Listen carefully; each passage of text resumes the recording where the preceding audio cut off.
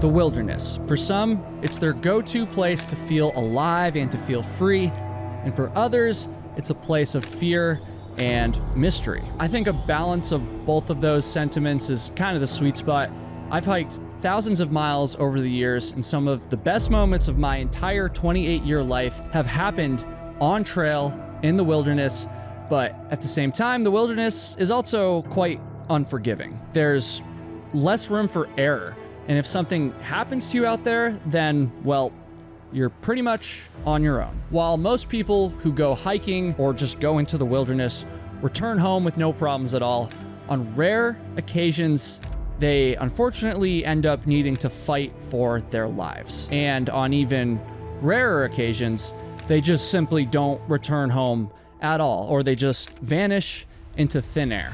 Now, I've covered tons of wilderness adventures gone wrong on my channel, and so for this video, I've decided to compile a number of these stories into one marathon-long video. From a celebrity actor who vanished on a mountain, all the way to a serial killer who stalked hikers in the woods. I mean, these stories are quite terrifying, folks, and they're all, unfortunately, very real. And so, to start out, let's take a trip to the mountains of Colorado and talk about one of the most frustrating cases that I've covered on my channel. This trip, by the way, is totally free, but you must hit the subscribe button to cover your admission. I'm giving you 3 hours of content after all. I don't know, I'm a little bit biased here, of course, but that sounds like a pretty fair deal to me. And you'll also be helping us reach our admittedly ambitious goal of hitting 1 million subscribers. So hit that subscribe button and let's get into the first story. On September 24th, 2005, Michelle Vanek hiked right into a death trap. She and her hiking partner, Eric, had set out into harsh terrain high up on a Colorado 14er, and when they were only a few hundred yards away from the summit, Vanek's body and her mind were failing her. She was so close to the top of this mountain, so close to achieving a goal that she had been planning for over a year. But she couldn't do it. So she split from her hiking partner, she turned around, and then was never seen again. It didn't take long before theories of foul play began to surface. Could somebody high up on the mountain have kidnapped or maybe even killed her? 2 days after she was last seen, authorities found a duffel bag discarded randomly on the mountain, and inside it contained a shotgun. Later that day, blood was found in the snow nearby. At one point, a suspicious person was discovered hiding inside a tent, and when confronted, this person refused to come out of the tent or respond at all. And at the same time that all of this was going on, Vanek's hiking partner stopped answering the authorities' questions and invoked his right to an attorney and his right to silence. Due to all of this, the disappearance of Michelle Vanek plagued the hiking community and Colorado authorities for almost 2 decades. Suspicion was high and various theories were being thrown around like crazy, but at the end of the day, nobody knew what the hell had actually happened. And then, in 2022, a discovery deep in the Colorado wilderness changed everything. This is the story of Michelle Vanek. This is definitely one of the more infamous missing hiker cases out there, and due to some recent events that we're going to cover thoroughly in this video, this case has actually started to gain attention again. If you are new to this channel, then hi, my name is Kyle. I am an experienced thru hiker with well over 5,000 miles under my belt. I've hiked the Appalachian Trail, I've hiked most of the Pacific Crest Trail, and I think that this gives me a unique perspective on these hiking mysteries. Now, if you're not new here and you're a returning viewer, let's say you found yourself watching a few of my videos now, then please consider hitting that subscribe button if you haven't done so already. I'm not gonna lie, my dream is to get this channel to 1 million subscribers someday. We've got a long ways to go, and I don't even know if we ever will get there, but I'm sure as hell gonna try. Michelle Vanek was a 35-year-old wife and mother of 4 who lived in Lakewood, Colorado. Vanek was a marathon runner and very fit, but she was not an experienced hiker. She was not experienced on the trail, but that was something that she aspired to change. And therefore, sometime in 2004, her and a friend named Eric began making plans to take on one of Colorado's 14ers. The 14ers are a list of 58 peaks in Colorado that are above 14,000 feet. Ambitious hikers make it a goal to climb all 58 peaks, checking them off one by one. But like I said, Vanek and Eric were only planning on starting with one 14er, and the one that they chose was called Mount of the Holy Cross. There are 2 primary routes that hikers take to reach the summit of Mount of the Holy Cross. The easiest and most popular route is the Half Moon Trail, which requires a 12-mile trek round trip with well over 5,000 feet of elevation gain. So to be clear, yes, that is the easiest route, but clearly, based on those stats, it's not an easy route. I haven't hiked this mountain before, but trust me when I say that 12 miles with that much climbing, especially at high altitude in Colorado, is very difficult, especially for someone's first time on a 14er. But as difficult as the Half Moon Trail might be, there exists an even more difficult, remote, and dangerous way to climb the mountain, and that is called the Halo Route. And both the Half Moon Trail and the Halo Route start from the exact same place at Half Moon Campground. On the morning of September 24th, 2005, right around 6:30 a.m., Eric and Vanek arrived at this very campground, intent on taking the easier of the 2 routes up the mountain. I don't know the details of their planning, obviously, but my suspicion is that they knew the Halo route would be too dangerous for them and planned on avoiding it at all costs. When they got out of the car to begin their hike, they found themselves confused. There was actually some construction going on at the trailhead at the time, and so they walked around the parking lot for a while and only saw one trail. They figured that this one trail must be the Half Moon Trail, and so they set off deeper and deeper into the Colorado wilderness, but eventually they realized that they had made a mistake. It would turn out that they were not on the Half Moon Trail and were instead on the route that they were trying to avoid from the start, the Halo route. And to make matters worse, it was too late to turn around. Some people say that Michelle Vanek's hike was doomed from the start. Now, personally, I think that's taking it a little bit far, but these people do have their reasoning. First of all, by the time that she and Eric arrived at the trailhead, Vanek was already starting to show signs that the high altitude was affecting her. She complained about having a headache right at the start of the hike, which definitely could have been a coincidence, but due to what would happen in the hours that followed, we now know that it probably wasn't. She also didn't bring enough food or water for the hike, and she had no gear meant to help her survive overnight if something were to go wrong. After hiking about 2.5 miles, Eric and Vanek checked their map, and they realized that they had hiked out on the wrong trail and did not have enough time to turn around if they wanted to reach the top of the mountain. But despite the confusion and despite the mistake, they were still determined to summit the mountain, and so they pushed on, climbing up a series of steep switchbacks on the cutoff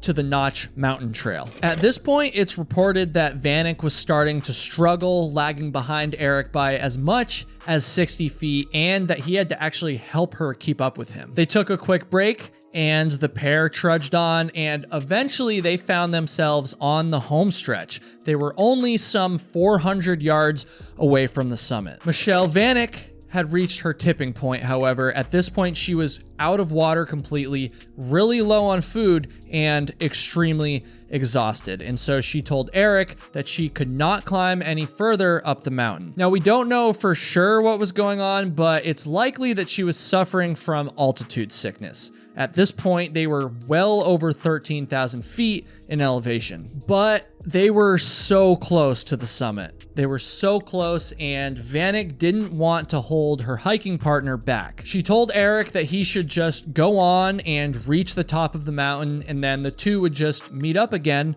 on the way down. Eric was apparently hesitant to do this, and he actually offered to just turn around and hike down with Vanek, but she must have felt bad, and she insisted that Eric continue on to the top. And so Eric instructed her to head across a boulder field on the west side of the peak so that she could connect with the Half Moon Trail, which once again is that easier trail down that they were intending on going up in the first place. Eric would continue on and go tag the summit quickly, and then he would turn around and meet her on the trail down. He gave her some extra energy gels that he had on him, and then they went their separate ways. This would end up being the last time that Michelle Vanek was ever seen alive. Eric quickly continued on and summited Mount of the Holy Cross at 1:42 p.m., well behind schedule. He briefly called his wife and told her they were going to be late. He took a few photos for a couple who was also up on the summit at the same time.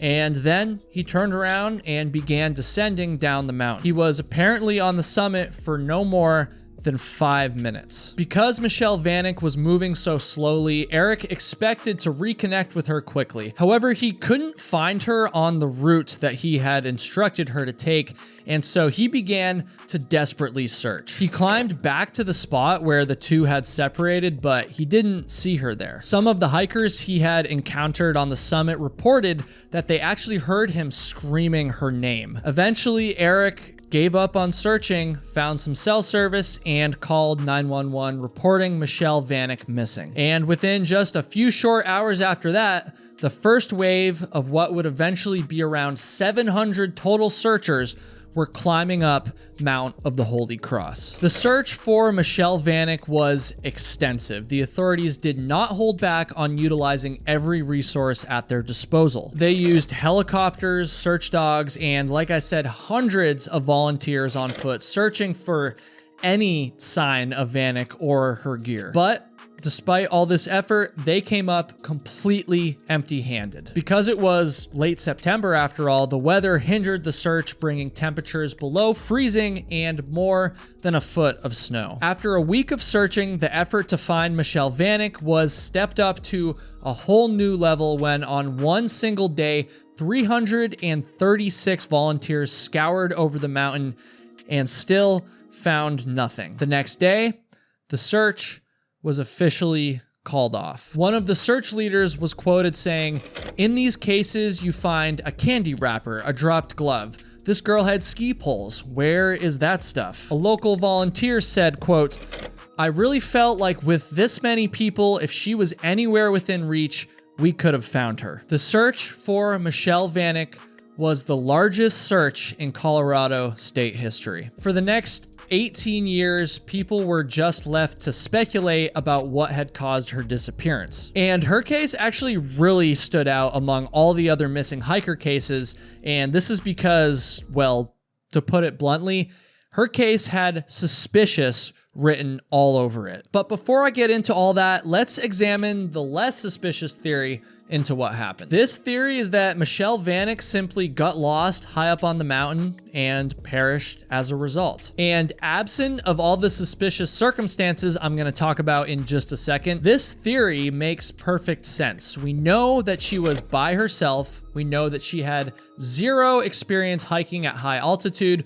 We know that she was out of water and had barely any food left. We know that she had no overnight gear with her, and we know that there's a good chance she was suffering from altitude sickness. All of these factors point to a very obvious conclusion. Vanek got lost somewhere after separating with Eric, and then something went wrong, whether it be a fall or hypothermia or some other related issue, and she died as a result. Searchers even had a pretty reasonable idea of where she wandered off to. They believe that while attempting to link up with the Half Moon Trail, Vanek accidentally went west and headed off the ridgeline into the Cross Creek drainage. This is the area where a lot of the search for her was concentrated. But if that's what happened, then why the hell wasn't she found during the week of extensive searching that followed her disappearance? Like I said, it was the largest search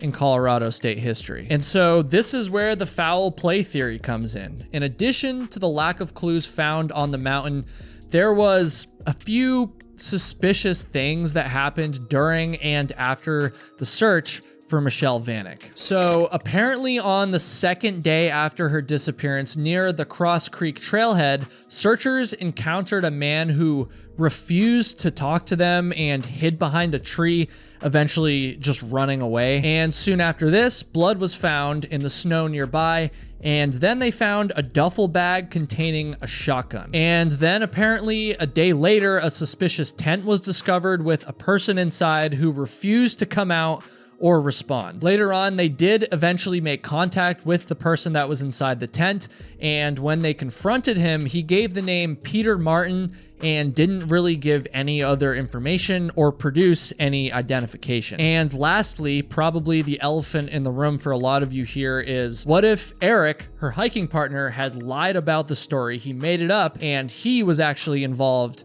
in Vanek's disappearance. Authorities definitely considered this a possibility, and they questioned Eric extensively. So extensively, in fact, that he eventually decided to stop cooperating, stop answering questions, and got himself an attorney. Now, Eric was a much more experienced hiker than Vanek was. He had hiked a number of 14ers in the past, and so they wondered why he took such an inexperienced hiker up the mountain with no overnight gear and no survival gear. Michelle Vanek's husband, Ben, was also questioned. Now, Ben was actually friends with Eric, and Ben insisted that there was no romantic relationship between Eric and his wife. He also backed up Eric and said, quote, "Eric doesn't have a malicious bone in his body." Now, if I had made this video 1 year ago, this would have been the end of the story. But I'm happy to say that it's not.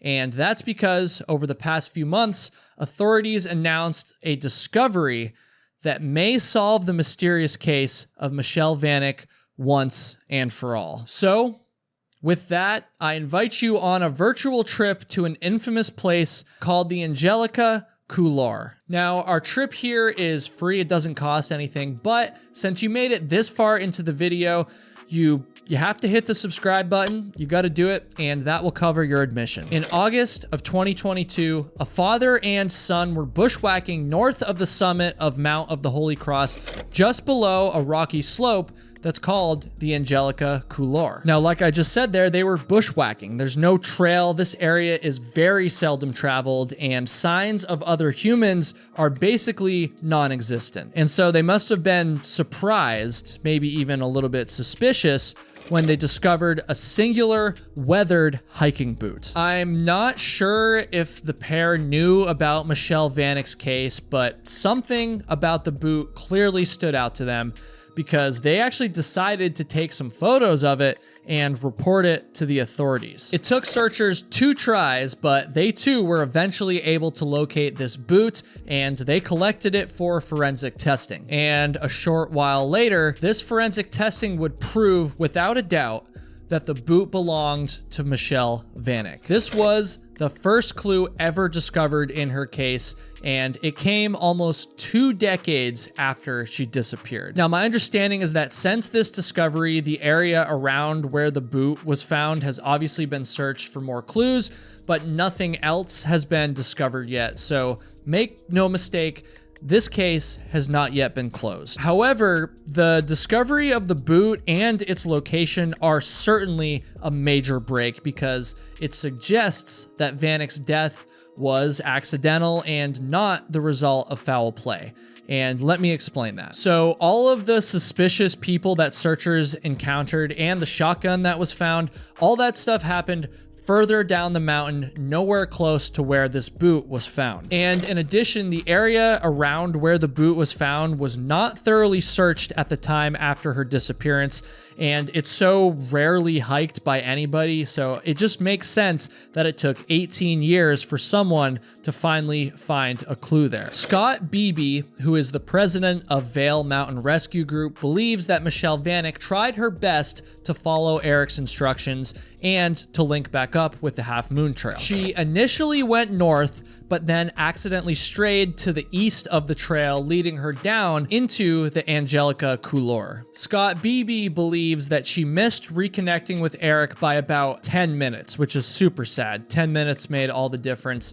And after she missed this reconnection, she wasn't able to find the trail and eventually perished somewhere on the mountain due to the rough conditions. The Angelica Couloir wasn't searched until the final day of the effort to find Vanek, and by that point, it had been covered in snow, which would have concealed any evidence. Now, once again, this case is not closed, and so the possibility certainly remains that more clues will be discovered. I think it's even likely, but for now, it looks as though the longtime suspicion of foul play in Michelle Vanek's case may no longer be warranted. She most likely was suffering from altitude sickness and simply had an accident on the mountain. Unfortunately, these things happen fairly consistently, but you never know, and I will definitely make an update video if and when more developments in this story occur. My heart goes out to Michelle Vanek and all of her friends and family, as well as the hundreds of people that helped search for her. I think they're kind of the unappreciated heroes in a lot of the stories that I tell on this channel. And with that said, I hope you keep her in your hearts and in your minds.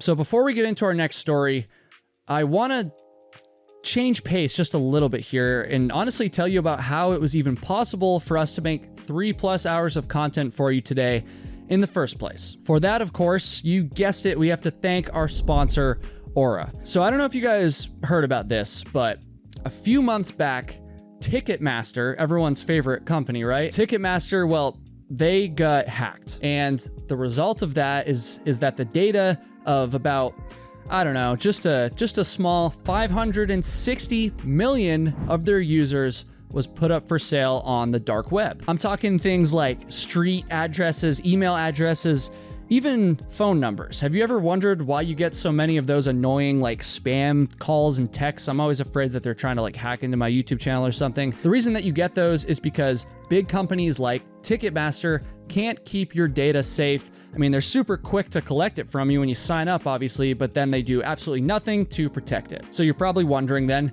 how can I protect my private data? Which is a great question. And I mean, nobody wants that stuff available on the internet. And so the answer to that question is Aura. Aura will actually alert you when your data has been leaked onto the dark web, or if someone tries to access your credit or your bank accounts. And they'll actually remove your personal information from data broker websites, which is going to result in less of those annoying and malicious spam texts. And also, I mean, you don't want your address publicly available on Google. That sucks. Aura also provides you with other important online security tools such as a VPN, an antivirus, a password manager, and so much more. And I'm sure you guys see other, YouTube channels advertising for like VPNs and stuff. But like normally, if you get a VPN or any of those other tools I just mentioned there, you have to like download them, pay for them, and manage them separately. They're all in separate apps, but with Aura, you get all of that stuff in just one app and for just one affordable price. So with that said, you can either continue to leave yourself and your family, mind you, vulnerable to data breaches, or you can head over to aura.com/KyleHatesHiking and get yourself a 14-day free trial. You can also click the link at the top of the description. One more time, aura.com/KyleHatesHiking. Go get that free trial. And guys, I always say this, but when you click our links and support our sponsors, you're doing a massive, massive favor for the channel. It helps keep us going. It helps keep the lights on here, quite literally. And I really appreciate it. So thank you, Aura. And with that said, folks, buckle up because we've got a lot more mysteries and just crazy stories to cover here. Today we're going to be taking a look at 5 different photos that seem completely normal on the surface. That is, until you learn that each of these photos was taken moments before disaster. I'm going to be sharing the stories of people who had their last photograph taken while they were hiking. And the strange thing is that multiple of these photos were taken without the person ever knowing that they were even on camera. So to start off, we're gonna look at one of these disturbing photos, and I'm gonna show you these photos completely free of charge, but the only catch is you have to hit that subscribe button, and please help us get to our goal of 1 million subscribers, especially if you're a repeat viewer. I think that's a pretty fair deal, but that's just me. Now, those of you that watch my videos on the regular probably know that I'm not great at pronouncing things, and I'm just gonna say there's a lot of difficult names in this video. I always try my best. I'm gonna try my best in this video too, obviously. I even have notes on pronunciation, which I have for literally every video. I'm probably still gonna get them wrong, but just know I'm trying. Ali Naderi disappeared on August 23rd, 2020 in British Columbia, Canada. On that day, Naderi was hiking Eagle Mountain, which is a very popular spot due to its accessible location on the outskirts of the Vancouver suburbs. There are numerous hiking, mountain biking, and even horseback riding trails on Eagle Mountain. Now, it is still wilderness after all, but my understanding is that as far as wilderness goes, Eagle Mountain would be on the less remote side of the spectrum, which makes this photo here all the more disturbing. 52-year-old Ali Naderi had hiked Eagle Mountain numerous times. I even heard reports that he would do it almost every day, so he obviously would have been very familiar with the area and the terrain. But on August 23rd, 2020, something went horribly wrong, because Naderi set off into the woods but never returned to his car. The trailhead that he parked at was actually close to some houses, and one of the neighbors noticed that his car was still parked on the night that he disappeared. This led to him being reported missing quite quickly, which was a positive early break in the case. And searchers got another break on the second day of the search when they recovered a photo of Naderi taken on the day that he disappeared. It was taken on a motion-activated trail camera, and it shows Naderi just hiking on up the trail, the same way that he had done numerous times before. I'm not sure who owned the camera. I couldn't find that piece of information or why it was placed on a hiking trail for that matter, but regardless, this photo was very important to the investigation. It placed Naderi in an exact spot at an exact time, which allowed investigators to narrow down the area that they needed to search. However, instead of being the lucky break that would go on to bring Naderi home alive, the photo would eventually go on to be a disturbing glimpse into what was likely the man's last day. The search dragged on for a full week, and hundreds of volunteers used drones, dogs, helicopters, and more to search for Naderi. The searchers reportedly covered some 48,000 square meters of trail, but other than the mysterious trail cam photo, no sign of Naderi was ever found. And after a week, the search was called off. This is such a bizarre story to me. I mean, the man was hiking in a familiar and well-traveled area. There's photographic evidence placing him on the trail at a certain time, and it was also the summer when the weather was mild. I don't know, it's just really weird. They say that foul play was never really suspected, at least according to all the news articles I read, and there aren't really any theories about what happened. It seems like after this photo was taken, Naderi simply just vanished. My heart goes out to his family and friends, and I hope that someday they get answers about what happened. In an effort to prevent future tragedies and keep everybody safe, I always try to extract lessons and takeaways from the stories that I cover. But with that said, sometimes there are no clear lessons, and unfortunately that kind of seems to be the case for me when it comes to Naderi's disappearance. It's just so random, and I don't know what could have been done to prevent it. Leave a comment if you have any thoughts on this. That is not the case for this next story, however. There is a clear lesson to be learned here that I think will help keep us all safe when hiking in the heat. For this one, we're gonna head to an area that is unfortunately aptly named Death Valley. California's Death Valley National Park is largely considered to be one of, if not the hottest place on the entire Earth. On a summer day in 1913, a temperature of 134 degrees Fahrenheit was recorded at Furnace Creek, which my understanding is still the hottest temperature ever recorded on the surface of the Earth, even to this day. Those who hike in Death Valley, particularly in the summer, have to be extremely careful to avoid fatal consequences. Undeterred by the name of the park, Los Angeles resident Steve Curry became fixated on the idea of hiking in Death Valley during the summer of 2023. According to his wife, he had talked about visiting Death Valley for more than a week, despite his wife warning him about the dangerous temperatures. She was unable to talk him out of it, and so on Tuesday, July 18th, 2023, the 71-year-old man headed into the heat. Steve Curry had been adventuring in the outdoors for years, so this is not the case of an inexperienced hiker making an uninformed choice. Unfortunately, though, there's little that experience can do to protect you from 100+ degree temperatures, as Steve would tragically find out. Steve Curry's objective was to start at the Golden Canyon trailhead, then hike to Zabriskie Point, and then return from there to his car. He started in the morning, but temperatures were already rising at this point dangerously fast. By the time he made it halfway through his hike, it was clear that the man was struggling. When Steve arrived at Zabriskie Point, he huddled up underneath a metal sign, which provided the only slither of shade in the area. There just so happened to be a reporter with the Los Angeles Times at Zabriskie Point, and the reporter actually photographed and interviewed Steve. He was asked why he was out hiking in such insufferable heat, to which he responded, "Why not?" People around him had supposedly offered to help Steve, but he refused all of them. It seemed like he was determined to finish the hike under his own power, a respectable but also tragic stubbornness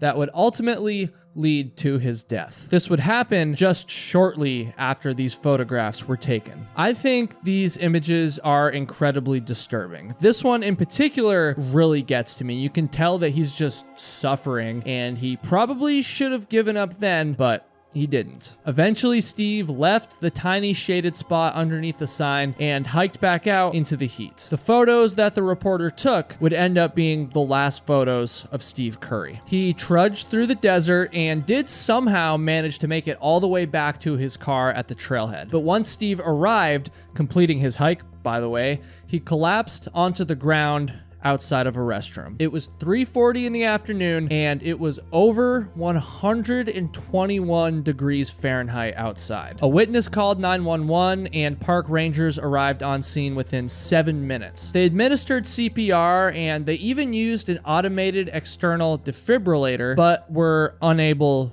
to save Steve. It was so hot outside that they weren't even able to call in a medical helicopter because the air was far too thin for it to take off safely. My heart goes out to Steve Curry, his wife, and all of his friends and family. And look, I'm not trying to victim blame here. I never am in these videos, but I do think it's fair to say that Steve made a bad choice to hike in the extreme heat that day. I've never hiked when it was that hot outside, but I have had a few 95 to 100 degree days on trail. It's not fun, and it's extremely dangerous, so please remember this story next time you're prepared to just shrug off the heat index before a hike.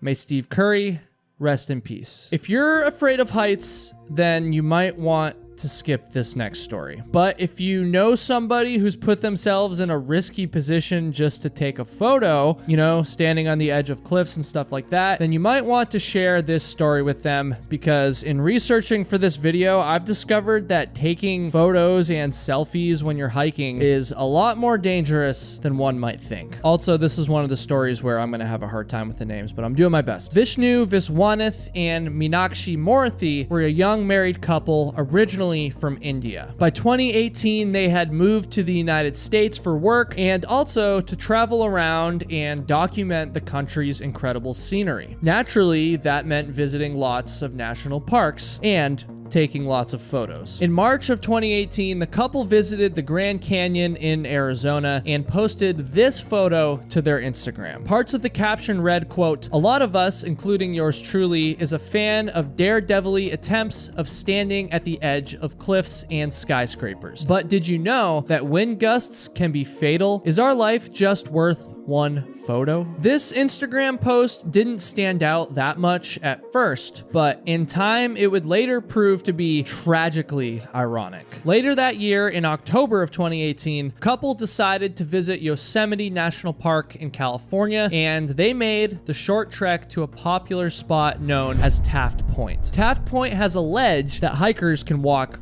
right up to. There's no railing, and there's tons of photos online of people standing at this ledge, highlighting its massive drop-off. Now, I'll admit, these photos are beautiful and they're definitely scenic, but they're also incredibly dangerous. When Viswanath and Morathi arrived at Taft Point, they were not alone. Again, this is a very popular spot, and there were reportedly around a dozen other hikers in the area at the time. There was another young couple at the overlook who noticed and specifically remembered seeing Morathi, partially due to her bright pink hair and partially due to the fact that she was standing dangerously close to the edge of the cliff. Sean Madison was quoted saying, "She gave me the willies. There aren't any railings. I was not about to get that close to the edge." Madison and his girlfriend snapped a few selfies, and then they hiked back to their cars. Viswanath and Morathi stayed behind, eventually setting up their camera on a tripod in an attempt to take a photo from the edge of the cliff. The next morning,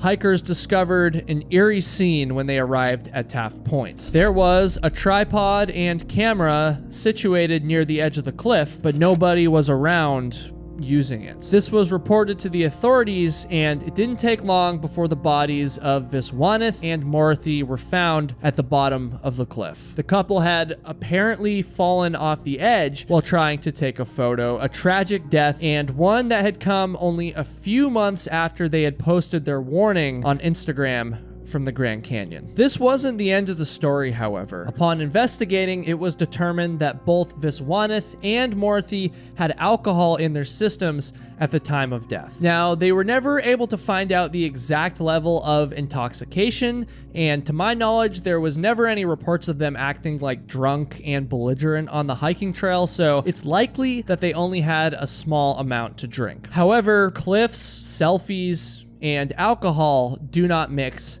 and the couple tragically lost their lives as a result. And there's one more incredibly bizarre and creepy twist to this story. When Sean Madison and his girlfriend learned about the fates of the Indian couple, they began looking through the photos that they had taken that day at Taft Point. And in a very disturbing coincidence, they realized that they had inadvertently captured photos with Morathi in the background. She really stood out due to her pink hair. These photos would prove to be her last. May her and her husband rest in peace. And guys, please be careful when you're trying to get that epic photo op in the mountains. And speaking of epic photos, that is a great description of the ones that I'm about to show you next. And to be clear, these photos are epic, but that does not change the fact that they're incredibly disturbing. On September 27, 2014, a few hundred people in Japan set out to climb Mount Ontake. And tragically, over 50 of them would not return home. And that's because just before noon local time, the mountain violently erupted. One of the men standing on the summit at the time was Izumi Noguchi, who had this photo of him snapped literally just before the eruption. This would prove to be the last photo of Noguchi, but not the last photo that he took. Upon hearing, seeing, and probably feeling the eruption, he pointed his lens at these thick plumes of ash that would soon engulf the summit of the mountain. It's unlikely that Noguchi survived long after these photos were taken. His images, however, did survive. His camera was battered, but the memory card still worked, and so his final moments were able to be shared with the world. In reference to the last photo on the memory card, his wife said, quote, "This is an amazing photo, but I wish he had fled instead of taking pictures. I'd rather have him back. There were other hikers on the summit at the time, and at least one more of them unknowingly had their last photo taken. This photo of Hideyomi Takahashi was taken just 4 minutes before the eruption and shows the man posing, but not quite smiling. It's almost as if he knew something very bad was about to happen. The Mount Ontake eruption is still the deadliest eruption in Japan since 1902. May Noguchi, Takahashi, and all of the other hikers who died that day rest in peace. This next photo really gets me. It's incredibly disturbing because, honestly, of how happy everyone looks in it. The people in this photo had no idea that this photo would be the last one of all 7 of them. On September 14th, 2015, 7 hikers in their 50s set out into Keyhole Canyon in Utah's Zion National Park. The group, who had all met through the Valencia Hiking Club, had spent months planning their adventure. Several of them were already experienced hikers, and all but one of them had taken a 5-hour canyoneering class the same day as their adventure. They needed a permit for Keyhole Canyon, and when they received it, park rangers had actually warned them about the risks involved with what they were about to do. There was a 40% chance of rain that day, and the canyon could potentially flood with water. However, it's unclear to me if this was like a serious, specific warning to the group, or if it was just like a generic warning that was given along with every permit that was issued. I'm not really sure, because obviously those would be 2 different circumstances. But regardless, it does appear that the group was keeping a close eye on the forecast. Multiple members of the group called or texted their family members asking for weather updates as they entered the park, but unfortunate timing resulted in them not receiving a proper warning about the danger that they were headed into. Shortly after the group lost cell service, I'm talking just a matter of minutes, a flash flood warning was issued for the area around Keyhole Canyon. The Park Service promptly closed the canyon, but there was no way for the hikers to have known this. The group was about to hike right into a death trap, and they didn't even know it. The beginning of their hike in the canyon went according to plan, and at one point they all paused to snap this photo. It's a beautiful photo showing vibrant and smiling faces, but knowing what happened next makes it incredibly disturbing. After this photo was taken, from 4:30 to 5:30 p.m., heavy rain poured down and Keyhole Canyon began to flash flood. At one point, a smaller group of hikers had actually passed this group, and they managed to make it out of the canyon just before it flooded. They reported to park rangers that the larger group was likely stuck in the canyon, and rangers were able to confirm this when they located the group's vehicles. Unfortunately, for the rest of the day, conditions in the canyon were just too dangerous for them to launch a rescue. All 7 hikers in this photo perished in Keyhole Canyon. Over the next several days, searchers recovered their bodies one by one, each of them having been flooded out to a different part of the canyon or various drainages in the area. Their names were Steve Arthur, Gary Favela, Muku Reynolds, Don Teichner, Robin Brum, Mark McKenzie, and Linda Arthur. I've never done any canyoneering myself, so it's hard for me to extract any lessons from this sad story. So if you're familiar with it and you're familiar with canyoneering and you want to share some takeaways for all of us, please do so in the comments. In June of 2023, a group of hikers set out to hike Southern California's Mount Baldy. The group's organizer, an anonymous woman, was excited to get some miles in, but she also had a strangely unique fear stuck in the back of her mind. As she began to climb, she couldn't quite shake this chilling thought: I hope we don't find a dead body today. Now, I'm not gonna lie, I've had this same thought at the start of some of my hikes before, but it's always been kind of a morbid joke to myself. Never once did I have that thought and actually think there was a real chance of me stumbling across a dead body during my hike. For the woman in this story, however, this wasn't just a paranoid thought, and it certainly wasn't a joke. She really was worried that her group would discover a dead body while making their way up Mount Baldy. and she had good reason for this fear. 5 months earlier, a famous British actor had set out into the very same area that the group was now hiking up, and this actor had vanished without a trace. Searches for him were extensive, but had turned up nothing. Because of the man's fame, the group leader knew that if her fears were confirmed true and they did in fact discover his body, their discovery would be making international headlines by nightfall. But regardless of these fears, the group set out, and the first few hours of their hike went by as planned. I'm sure at this point the woman's fears were finally starting to subside. However, these fears would soon come rushing back, because deep into the canyon, one of the group members spotted a stray boot. And then they spotted a wallet. And inside that wallet, they found a driver's license, which confirmed the nagging fear the group leader had been feeling since departing from the trailhead. The group had discovered the remains of British actor Julian Sands, and they had accidentally solved a mystery that had been plaguing the hiking community, Hollywood, and the news media since the previous winter. This is the tragic story of Julian Sands' last hike.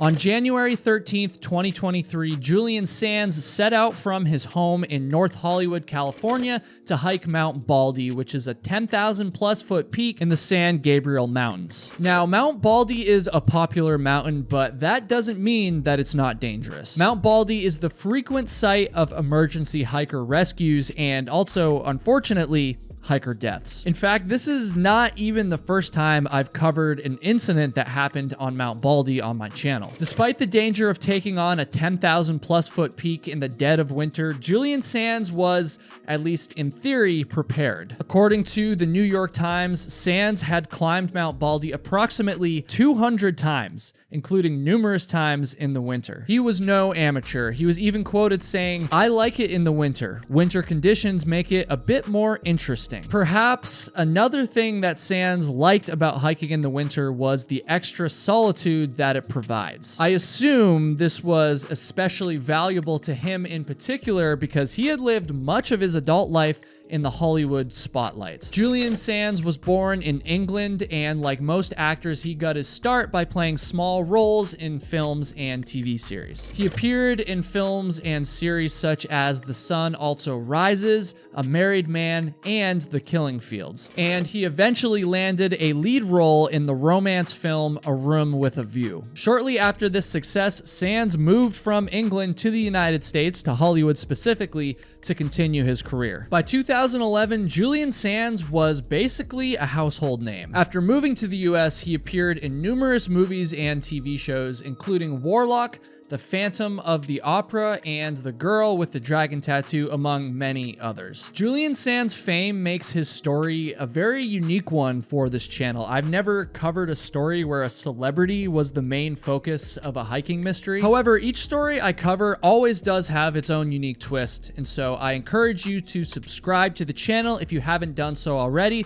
so that you won't miss any future videos. You'll also be helping us reach our goal of 300,000 subscribers. We're ticking up there, and I really appreciate it. But anyways, Julian Sands was clearly an experienced and accomplished actor. Anyone who knew of him understood that. But what a lot of people did not know was that Sands was also an experienced and accomplished hiker. Even, you could say, a mountaineer. In addition to those 200 ascents of Mount Baldy that I mentioned a few minutes ago, Sands had also hiked extensively in the Alps and in the Andes, where in 1990, he nearly lost his life. He was quoted saying, "In the Andes, caught in an atrocious storm over 20,000 feet with 3 others. We were all in a very bad way. Some guys close to us perished. We were lucky." Unfortunately, Sands' luck would run out in 2023. On the morning of January 23rd, he began hiking up the Baldy Bull Trail all by himself. And once again, this was completely normal for him. But one thing that was not normal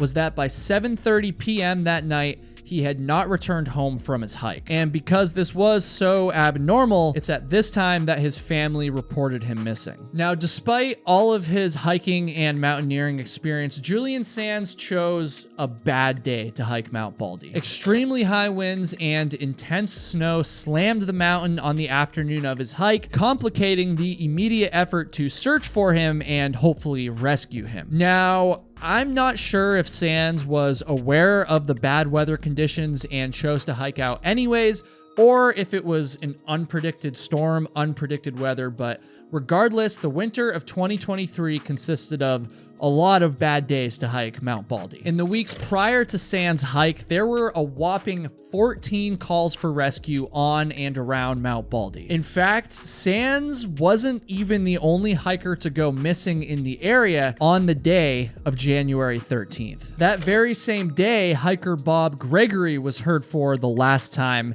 and over a month later, his body was found about 300 feet from the summit of Mount Islip, nearby to Mount Baldy. The day that he was found, February 18th, marked the end of the mystery of Bob Gregory. But on February 18th, the mystery of Julian Sands was still very much alive and well. By this point, a lot was known about Sands' plan and his rough location. A few days after Sands was reported missing, his car was found at the base of Mount Baldy, and officials received a few pings from his cell phone placing him on a ridge on the Baldy Bowl Trail high up on the mountain. Numerous ground searches had been conducted, helicopters had been searching from the air, and drones were even being used to try to spot Sands or his gear. And yet, despite all of this, he still had not been located. Now, the search for Sands had numerous difficulties, the main one being the weather and winter conditions that were occurring on Mount Baldy. In the week after Sands' disappearance, storm after storm pounded Mount Baldy, dropping piles of snow that would easily conceal a body and any stray hiking gear. The dangerous conditions that presumably led to Sands' disappearance in the first place also presented extreme risks for searchers, leaving them unable to thoroughly cover one of the key areas near Sands' last known location. Sands' last cell phone ping placed him on a ridge between Baldy Bowl and Good Canyon. And by the way, I just want to say this canyon, it's spelled Goode. I'm not sure if it's pronounced good or like goody or something else. I'm just going to say good, but I'm sorry if that's wrong. But anyways, he was on the ridge between Baldy Bowl and Good Canyon, and it was likely that he ended up either falling or perhaps accidentally wandering into one of these two locations. And as the search for him dragged on into the summer, it was beginning to look like Good Canyon was the more obvious choice. Now, this was because Baldy Bowl, the other choice, was a very popular destination for winter hikers, climbers, and skiers, and so the likelihood that Sands would have been discovered if he was there, and not just discovered, but discovered quickly, was very high. Good Canyon, however, was very seldom traveled. The terrain there was so treacherous and remote that it wasn't even safe to search the canyon on foot during the winter. Helicopters with advanced signal detection had searched it repeatedly with nothing to show. Finally, however, in June of 2023, the conditions were finally safe enough to allow a thorough search of Good Canyon on foot. One search team made their way down the canyon from the top, and one team climbed up from the bottom. The two teams would presumably meet in the middle, and therefore they would have covered the entire canyon. But even in the early summer conditions, this proved to be too difficult and too dangerous of a task. The teams ended up running out of daylight, leaving the middle section of Good Canyon unsearched. And a few days later, the group of hikers mentioned at the start of this video made their way right into that unsearched middle section. Now, this group of hikers was being led by a woman who preferred to remain anonymous, and she was very aware that they would be traversing through the area where Julian Sands likely perished. This group leader had climbed Good Canyon an impressive 5 or 6 times previously, making her very experienced in the difficult terrain. And it's even more impressive too because my understanding is that Good Canyon does not have an established hiking trail running through it. So those who do attempt to climb it are going to be bushwhacking through very dense brush. They're going to be traversing loose dirt and scrambling over giant boulders. I don't think that many people hike Good Canyon, to be honest. This woman who was the group's leader was fearful that they would accidentally stumble upon Julian Sands' remains. Due to the actor's fame and the mysterious nature of the case, it was being covered by the media much more than a typical missing hiker story would be. In fact, I'm willing to bet that pretty much every hiker who climbed Mount Baldy so far that year either knew about his disappearance or perhaps even had his disappearance fresh on their mind. And I imagine this would be even more true if they were among the few hikers who dared to take on Good Canyon. About 3.5 hours into the climb, the group of hikers had already reached 8,400 feet in elevation. They had funneled into a spot with especially thick brush, and because of that, members of the group spread out to try to increase their chances of finding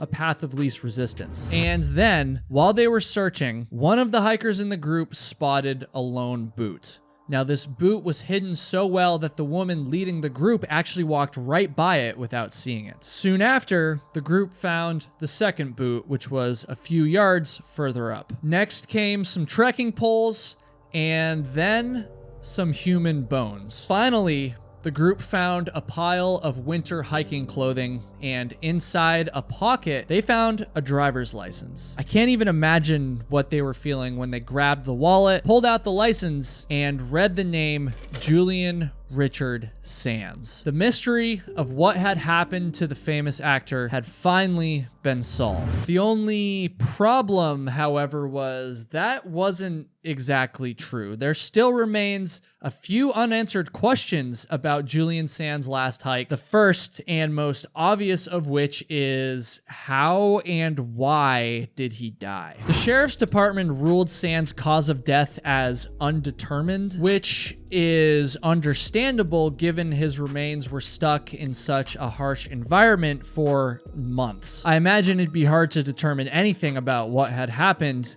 given the condition of his remains. As of the time of this recording, we still haven't gotten a full autopsy report. The next unanswered question is, how and why did Sands end up in Good Canyon in the first place? After all, he was hiking the Baldy Bull Trail, which does not enter the canyon. We'll probably never know exactly what happened, but there are a few plausible theories. The first is that Sands could have gotten lost and then maybe fallen. The Baldy Bull Trail does traverse close to the canyon, so perhaps he got a little lost and then he accidentally fell in the steep terrain. Or maybe he got lost and then accidentally wandered down into the canyon and became too exhausted to make his way back out. Perhaps some combination of these scenarios happened and then his body was pushed further down the canyon by shifting snow or avalanches, something like that. And yet another somewhat controversial unanswered question is, if Julian Sands was an experienced climber and had summited Mount Baldy 200 times before, then why was his body found without the necessary gear for the conditions that he was hiking in? Now, I have to tread lightly here. I'm not trying to victim blame. I'm not trying to blame Julian Sands or say that he deserved his fate. Obviously not. I do think it's important to talk about the gear that he was found with or without, however, because I think that it could potentially save the lives of future hikers. So with that said, strapped to one of Julian Sands' boots was a microspike, which is a piece of traction gear good for mild winter conditions and trails that aren't that steep. However, microspikes would not have been sufficient for the conditions on Mount Baldy in January of 2023. My understanding is that crampons would have been a much safer choice. They're beefier and they provide much better traction on steep, icy slopes. As an experienced climber and hiker, I'm sure Sands had worn crampons before, and in fact, only 5 days before his hike up Mount Baldy, a woman on the exact same trail, the Baldy Bull Trail, slipped and fell to her death. Just like Sands, she was wearing only microspikes, no crampons, and no helmet, which was another piece of gear that Julian Sands was not found with. One of the men who discovered Sands' remains was quoted saying, "I was a little shocked to see the microspikes. They were just the wrong tools for the job at hand." There was also no signs that Sands was carrying an ice axe or a satellite GPS with an SOS button. Tragically odd gear choices from a man who had a high level of backcountry experience. Now, there is one very important caveat that I want to mention here, and that is Julian Sands' backpack was not found with his remains or the gear that was discovered.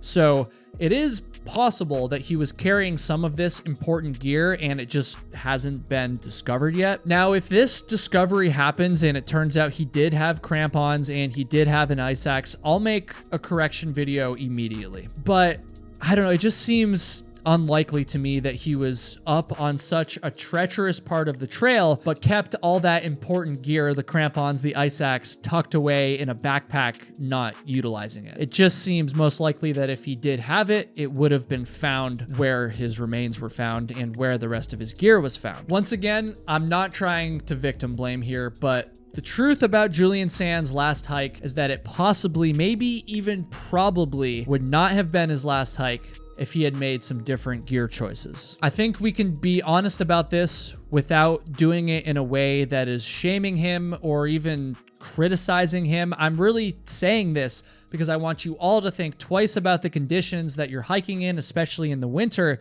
and the gear that you choose to bring with you. My heart goes out to Julian Sands' friends and family, and may he rest in peace. Today, I'm going to be sharing 3 stories of hikers who set off into the wilderness but didn't make it out alive. When a hiker goes missing, there's usually a lot of unanswered questions about their fate. If the hiker is never located, these unanswered questions obviously remain. But if the hiker is located, a full picture of what happened usually presents itself.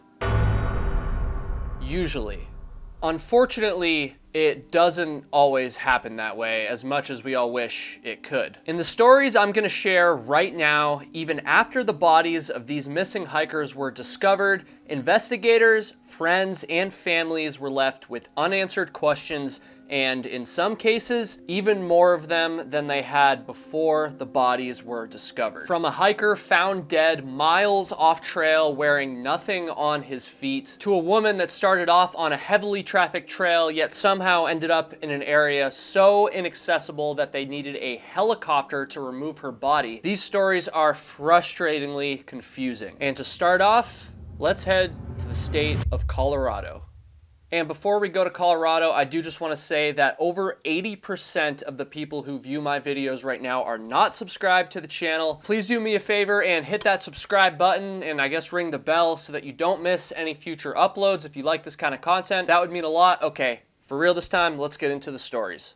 In March of 2014, a doctor from Indiana took a trip to Vail, Colorado to experience the beauty of the Rocky Mountains in late winter conditions. This doctor was 39-year-old James, or he actually went by Jim McGrogan, and on March 14th, he and 3 other friends set out on a 9-mile hike to Eisman Hut. In many parts of the country, March is the start of spring. The snow melts away, the temperatures rise, but that's not the case in the high mountains of Colorado. On the day of the hike, the mountains surrounding Vail were still blanketed in snow, and some areas actually had several feet of it, in fact. However, unlike many other hikers that had met similar fates, Dr. McGrogan was actually very prepared for the winter conditions. He was an experienced hiker, and in addition to that, he was carrying warm overnight gear, a cell phone, a GPS device, and even winter-specific gear such as an avalanche beacon and a backcountry snowboarding setup. After hiking together for roughly an hour and a half, Dr. McGrogan decided to split up from the rest of his friends. This happened about 5 miles away from the hut. The group decided that they wanted to stop and take a break,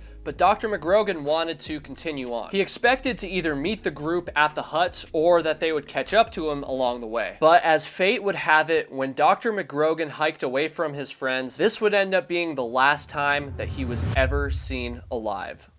The other hikers arrived at Eisman Hut late in the afternoon, and they were very alarmed to find out that Dr. McGrogan was not there waiting for them. They wasted no time reporting him missing, and shortly thereafter, a search and rescue mission was put together to try and locate him. For 3 days, searchers looked on foot, on snowmobiles, and from helicopters, but they found no sign of Dr. McGrogan. They did discover that his cell phone had been pinged one time on the day that he was last seen, but after this it must have been either shut off or went dead because there was no other activity. They searched and searched, but they found no sign of Dr. McGrogan. And by Tuesday, March 18th, the weather had taken a turn for the worst, and unfortunately the search was called off. For weeks, nobody knew what had happened to Dr. McGrogan. It seemed as though he had simply vanished into the harsh Colorado mountains. However, on April 3rd, 2014, a startling discovery was made. 20 days after he had last been seen alive, a group of backcountry skiers in the Booth Falls area located a dead body laying at the bottom of an ice chute, and it was soon identified as that of Dr. James McGrogan. His death was ruled accidental, likely happening because of a fall on the ice, which seems like a pretty straightforward ending, right? And I don't have any doubt that this is what happened. However, the discovery of his body did raise some bizarre questions that, to my knowledge, still haven't been answered even to this day. The first bizarre finding is that Dr. McGrogan was found about 5 miles away from the trail that him and his friends were hiking, and to my knowledge, there's no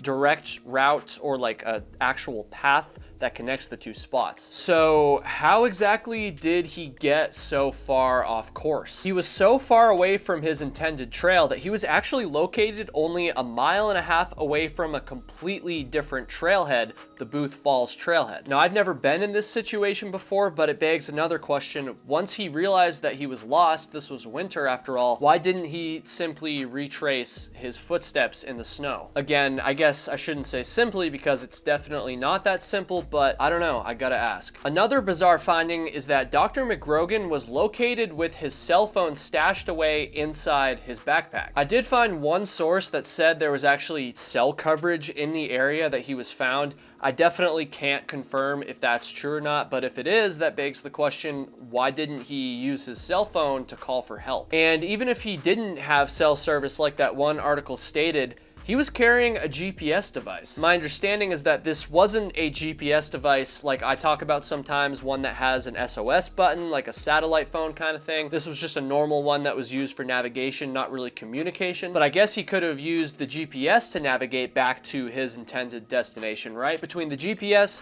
the cell phone, and his footprints in the snow that would have led him back to where he wanted to be, I'm just very confused about how he became so lost. Perhaps he was suffering from hypothermia or some sort of injury, or just panicking maybe, and he just wasn't thinking straight before he fell. But what's perhaps the most puzzling aspect of Dr. McGrogan's case is what he was and wasn't wearing when his body was discovered. Remember, he did have a backcountry snowboarding setup, aka a split board, and so when he was found, he was wearing a helmet, but he wasn't wearing gloves, a coat, or most bizarrely, anything on his feet. Searchers did locate his snowboard laying nearby after they discovered his body, but they never found his boots. So what the hell happened to his boots? I suppose they could have came off when he was falling, but then what are the odds that his gloves and his coat would have come off too? I guess it's possible, but I don't know, it just seems bizarre to me. And this next story is just as bizarre for a few very similar but also very different reasons. On September 25th, 2018, 53-year-old Susan Clements went hiking in the Great Smoky Mountains National Park with her 20-year-old daughter. The pair were on Clingman's Dome, which sits right on the North Carolina-Tennessee border and is actually the highest point in the state of Tennessee. The Appalachian Trail runs right through here, and there's actually a road that leads right to the top of Clingman's Dome, meaning this is a very heavily trafficked, a very popular tourist destination. Even though it is a mountain, Clingman's Dome is about as populated as a mountaintop can possibly be. Clements and her daughter set out in the middle of the afternoon on the Forney Ridge Trail and intended to follow it all the way to the top of Andrews Bald, some 1.8 miles each way. This trail actually starts at the same parking lot that people use to access Clingman's Dome, which is only a short walk away from the parking lot. The pair reached the top of Andrews Bald and then turned around to hike back, and sometime shortly after turning around, the daughter decided that she would hike ahead of the mother because she wanted to quickly hike over to the top of Clingman's Dome right near the parking lot, and the mother didn't want to do that, I guess. The two agreed that they would simply just meet in the parking lot when they were done. It seems like a pretty easy plan, but unfortunately, Susan Clements never showed up. The daughter stuck to the plan. She waited there and waited there. She even hiked back on the Forney Ridge Trail to try and go look for her mother, but she never found her. And so eventually by 5 p.m. that evening, her daughter, probably horrified, reported her mother missing to the park rangers in Great Smoky Mountain National Park, and a search began immediately that evening. Park officials searched the area around Clingman's Dome and Andrews Bald throughout the night, and the next day they actually expanded the search in both manpower and intensity. They brought in 125 people, numerous search dogs, drones, and helicopters. Eventually, the Park Service even closed the popular road that goes up Clingman's Dome, and they set up a command post. Verizon even set up a temporary portable cell tower in the area to help searchers communicate. By the time 6 days had gone by, searchers had covered more than 500 miles of trail and searched more than 10 square miles of rugged off-trail terrain in grids. In addition to that, they had interviewed countless numbers of hikers who had been through the area, including those traveling on the Appalachian Trail. Despite all this effort, by the morning of October 2nd, 2018, no clues had been found. Clements' family did not speak to the media much during the search, although they did chime in one time and said Clements was a, quote, wonderful mother to 3 children. Then, later on in the day on October 2nd, everyone's worst fears were confirmed as true when the body of Susan Clements was discovered. Though this discovery did answer a lot of questions about what had happened, it also raised many as well, because the area that she was found in was, well, kind of bizarre, to be honest. Her body was discovered approximately 2 miles west of Clingman's Dome and approximately 3/4 of a mile south of the Appalachian Trail. And though that might not sound like a huge distance, keep in mind the terrain in this area is high in elevation and it's very thick, it's very dense, it's very hard to move through if you're not on a cleared out trail. In fact, the area that her body was discovered in was so dense and just so thick that they couldn't extract it on foot. They actually had to use a helicopter to fly in and come get it. So the place that her body was found in is actually quite bizarre, and I'm gonna open up Google Maps here and do a screen share with you guys so you can kind of see what I mean. So right here is the area that they would have parked, and so I'm gonna mark that, and then we know that her body was found about 2 miles away from there. So Andrews Bald is right down here. This is where they were hiking to, and so this would have been the route that they took. They were parking somewhere right around here. And so you'll notice for her to end up all the way over here, there's a good chance that she would have had to go off trail and then either cross this trail right here, which I believe this trail is called the Forney Creek Trail. And so she would have had to either cross this trail somehow, and I'm pretty sure she would have noticed it because it's very thick and dense, like I said up here. And if she had come out to a clearing that was another trail, she would have noticed it. Or I guess she would have hiked up further past that intersection and then got lost over here somewhere and then ended up there. Or maybe, I know there's an intersection here, maybe she followed the Forney Creek Trail for a little bit and then ended up lost on that trail and ended up there somehow. Although if she did make it to this intersection, I'm pretty sure, I found pictures of it online, I'm pretty sure that it's marked, and so she would have seen signs pointing her in the direction back towards Clingman's Dome, so I don't know why she would have gone this way. I don't know, it just really doesn't make sense to me. Let me know what you guys think in the comments. Park spokesman Julian Campbell did say at the time that it's common for lost people to head downhill or towards water, and since Susan Clements was found down in a drainage downhill, it's possible that this was the logic that she was following. But the truth is, nobody really knows how or why she ended up exactly where she did. And honestly, we will probably never know. And there's another question out there that we will also probably never know the answer to, and that has to do with our next story, the story of James Nelson.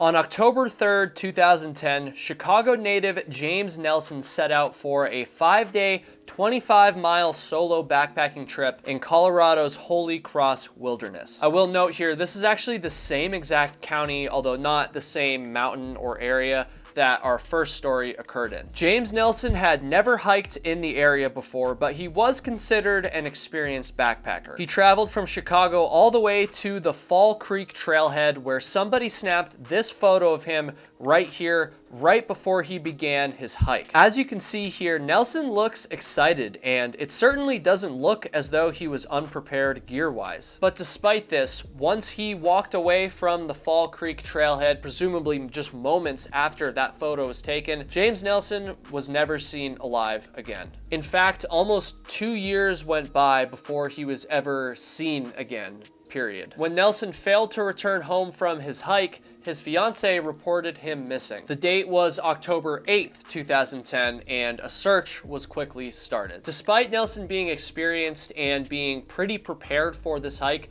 investigators did learn that he was not carrying a cell phone with him at the time. Now again, this was 13 years ago, and so back then I don't think cell technology, let alone cell coverage, was as advanced as it is today. So I'm not sure how much of an impact this played on his situation, but I do think that it's an interesting thing to know. We also know that Nelson was not carrying a personal locator beacon or a GPS with an SOS button on it. In fact, a member of a Chicago-based hiking club that Nelson was a part of had actually suggested to him that he carry one of these personal locator beacons on 2 occasions, but Nelson didn't heed this advice. So he wasn't carrying one of these locating GPSs, but he was carrying a regular GPS, one that could be used for navigation. And while search and rescue looked for Nelson in the Colorado backcountry, I'm sure they were hoping that he was using that very device to navigate his way out to safety. But unfortunately, Nelson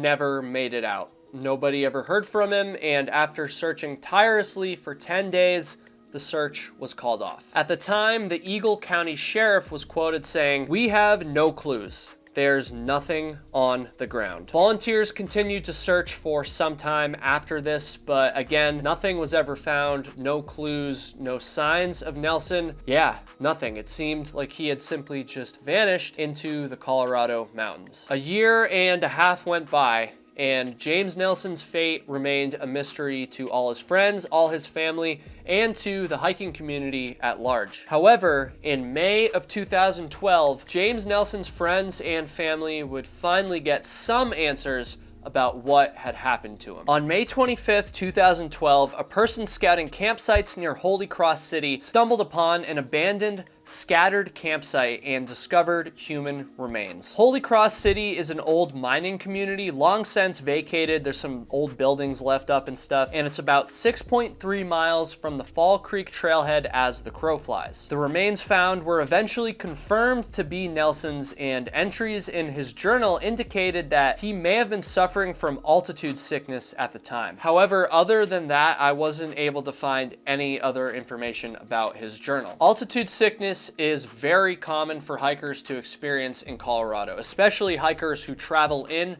from areas of lower elevation, which again is exactly what Nelson did. So the story of his death makes total sense to me. There's no unanswered questions about everything I've said so far. However, there is one very bizarre unanswered question about the gear that was found or not found in his scattered campsite near Holy Cross City. And this is a question that most news articles I read on James Nelson's case pretty much just glossed right over in a sentence or two, which is very weird to me. Almost all of Nelson's gear was located at that campsite where they found his body. However, his camp stove, his camera, and his GPS, the one that I mentioned earlier, were all never located. So that begs the question, what happened to this gear? Why couldn't they find it? Why, after all these years, has nobody ever found this stuff? And we really don't know the answer to those unanswered questions. There's still no idea. There are some plausible explanations, but no proof. Perhaps Nelson was sick and exhausted, suffering from altitude sickness, like I said, and he simply just lost these items. They fell out of his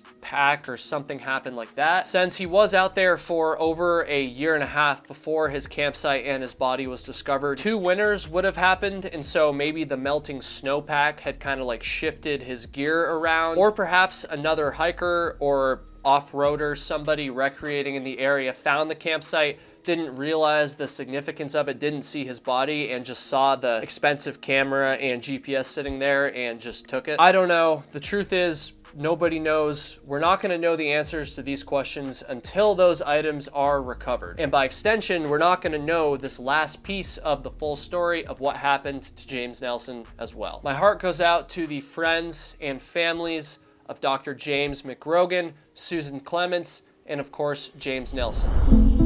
On September 5th, 2016, Avery Schaller hiked herself directly into a life or death situation. She was trapped high up on Idaho's Devil's Bedstead, which, if you couldn't tell from the name, is not the kind of mountain where you can just mess around. Schaller's hike had started out fine in the morning, but it was now past 12 p.m. and the soft snow that she had been climbing up was starting to freeze, making it incredibly slick and incredibly dangerous. One moment of hesitation or one miscalculated step would almost certainly send her sliding down the mountain rapidly, which was a trip that she would almost certainly not survive.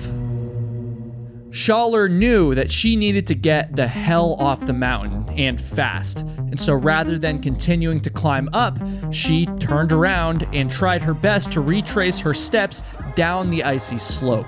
However, she quickly realized that this was far too dangerous, and so she paused.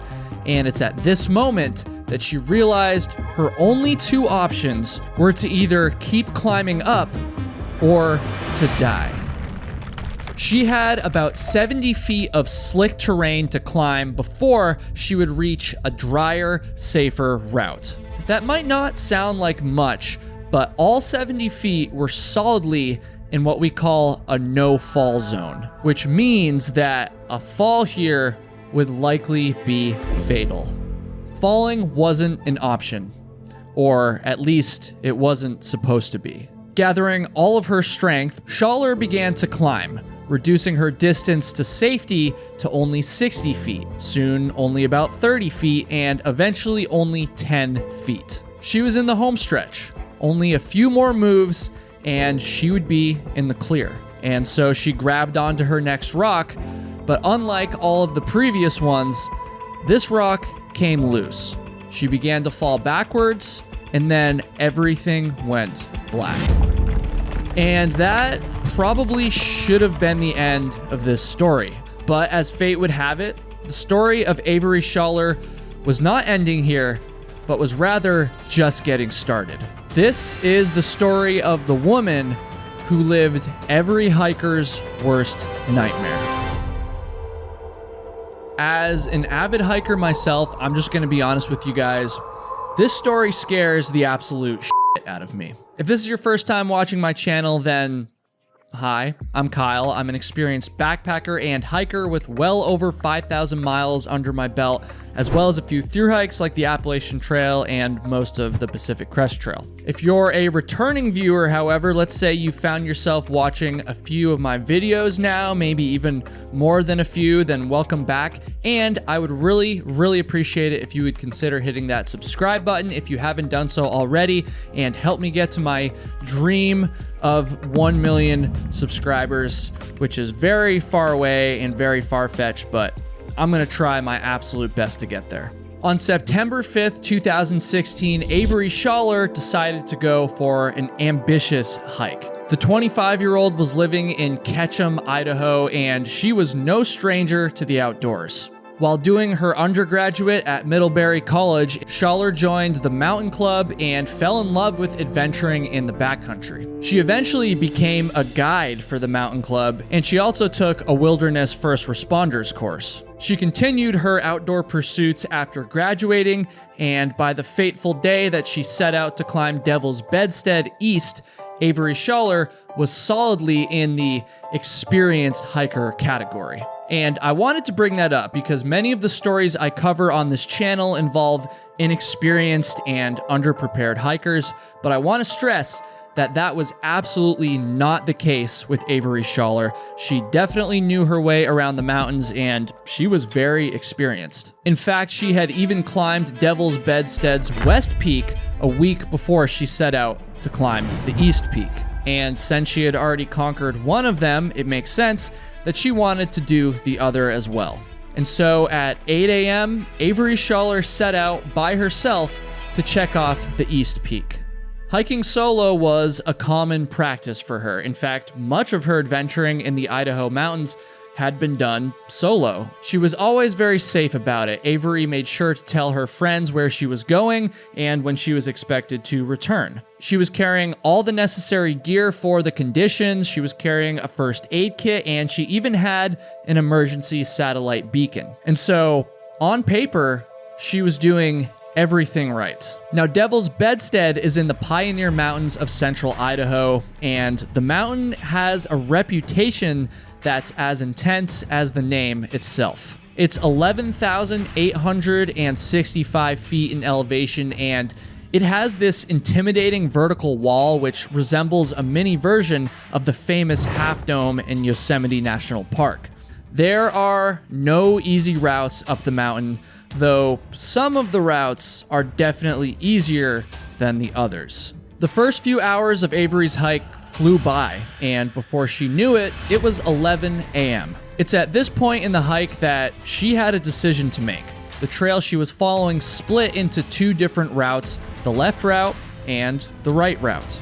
Avery described the left route as, quote, more traveled and safer. She described the right route as, quote, more adventurous and more fun. Avery was feeling confident, so she made the fateful decision to take the fun route over the safer route.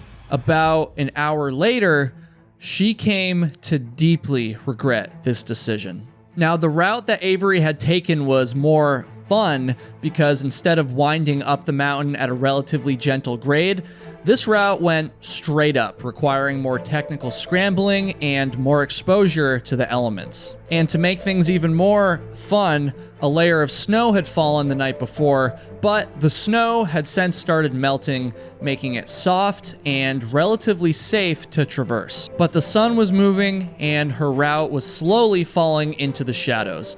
After an hour of climbing up the snowy switchbacks, all the snow began to freeze. What started out as a soft, cushy snow, easy to get solid footing in, had now changed to a slick and dangerous ice.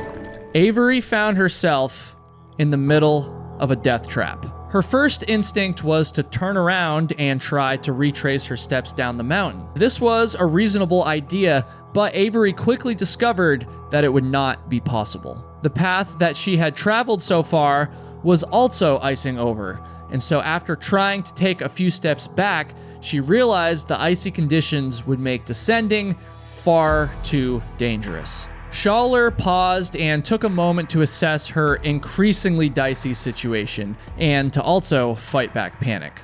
At this point, she had few options left, and none of them were good. She could shelter in place, hoping that another hiker would find her or notice her somehow, but that could take an indefinite amount of time, and Avery feared that she would not survive a night in the freezing temperatures. She could use her cell phone or her emergency GPS beacon to report an emergency and hopefully be rescued, or Avery realized that she could climb up a steep and icy 70 feet to a point where the terrain was dry and safe. And if successful, she would be in the clear. The entire 70 feet was solidly in a no-fall zone.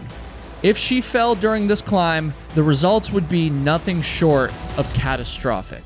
Faced with these options, Avery Schaller swallowed her pride and attempted to call 911 on her cell phone. However, she was deep in the backcountry, and so unsurprisingly, her call did not go through. She then grabbed her emergency beacon and she did something that every hiker dreads. She hit the SOS button. This move might seem like an obvious life-saving one to make, but I want you to keep this quote from Avery in mind. It's kind of a big deal to use one of these things. A whole rescue team would come for me, and I was a little embarrassed because I got myself stuck up here. That embarrassment quickly turned into horror because after holding the SOS button for 20 seconds, the emergency beacon died.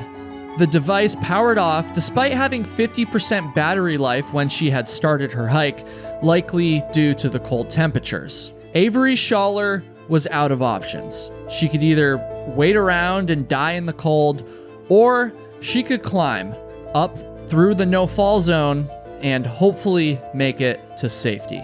And so, with a sudden rush of do-or-die energy, Avery began to climb, and she almost made it. When Avery was only about 10 feet away from safety, she reached up, she grabbed a rock, and this rock came loose. She then felt herself falling backwards, and then everything went black. This is literally every hiker's worst nightmare. Avery Schaller somehow defied the odds and survived this fall. And as miraculous as this was, when she regained consciousness, she quickly realized that she had just fallen out of one life or death situation and landed directly into another. Avery was seriously injured during the fall. She couldn't see out of her left eye. She was experiencing pain from a likely broken rib. Her right knee was smashed in. Her left arm was in severe pain, and she was bleeding from her left leg. She was essentially immobilized, trapped deep in the Idaho wilderness with no emergency beacon and freezing temperatures setting in. It's at this point that she knew she was going to die. And she also knew that she wouldn't have been the first hiker to die on Devil's Bedstead, because a year earlier, that's exactly what happened to another experienced outdoorsman from Vermont, Luke Richardson.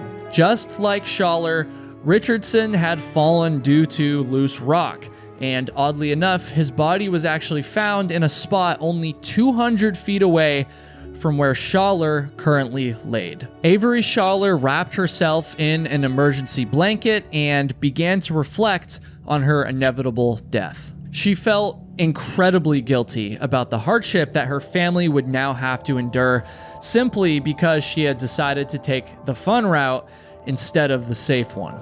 She thought about how she wasn't ready for this at only 25 years of age. And then she started to drift off to sleep, which we all know that means the end.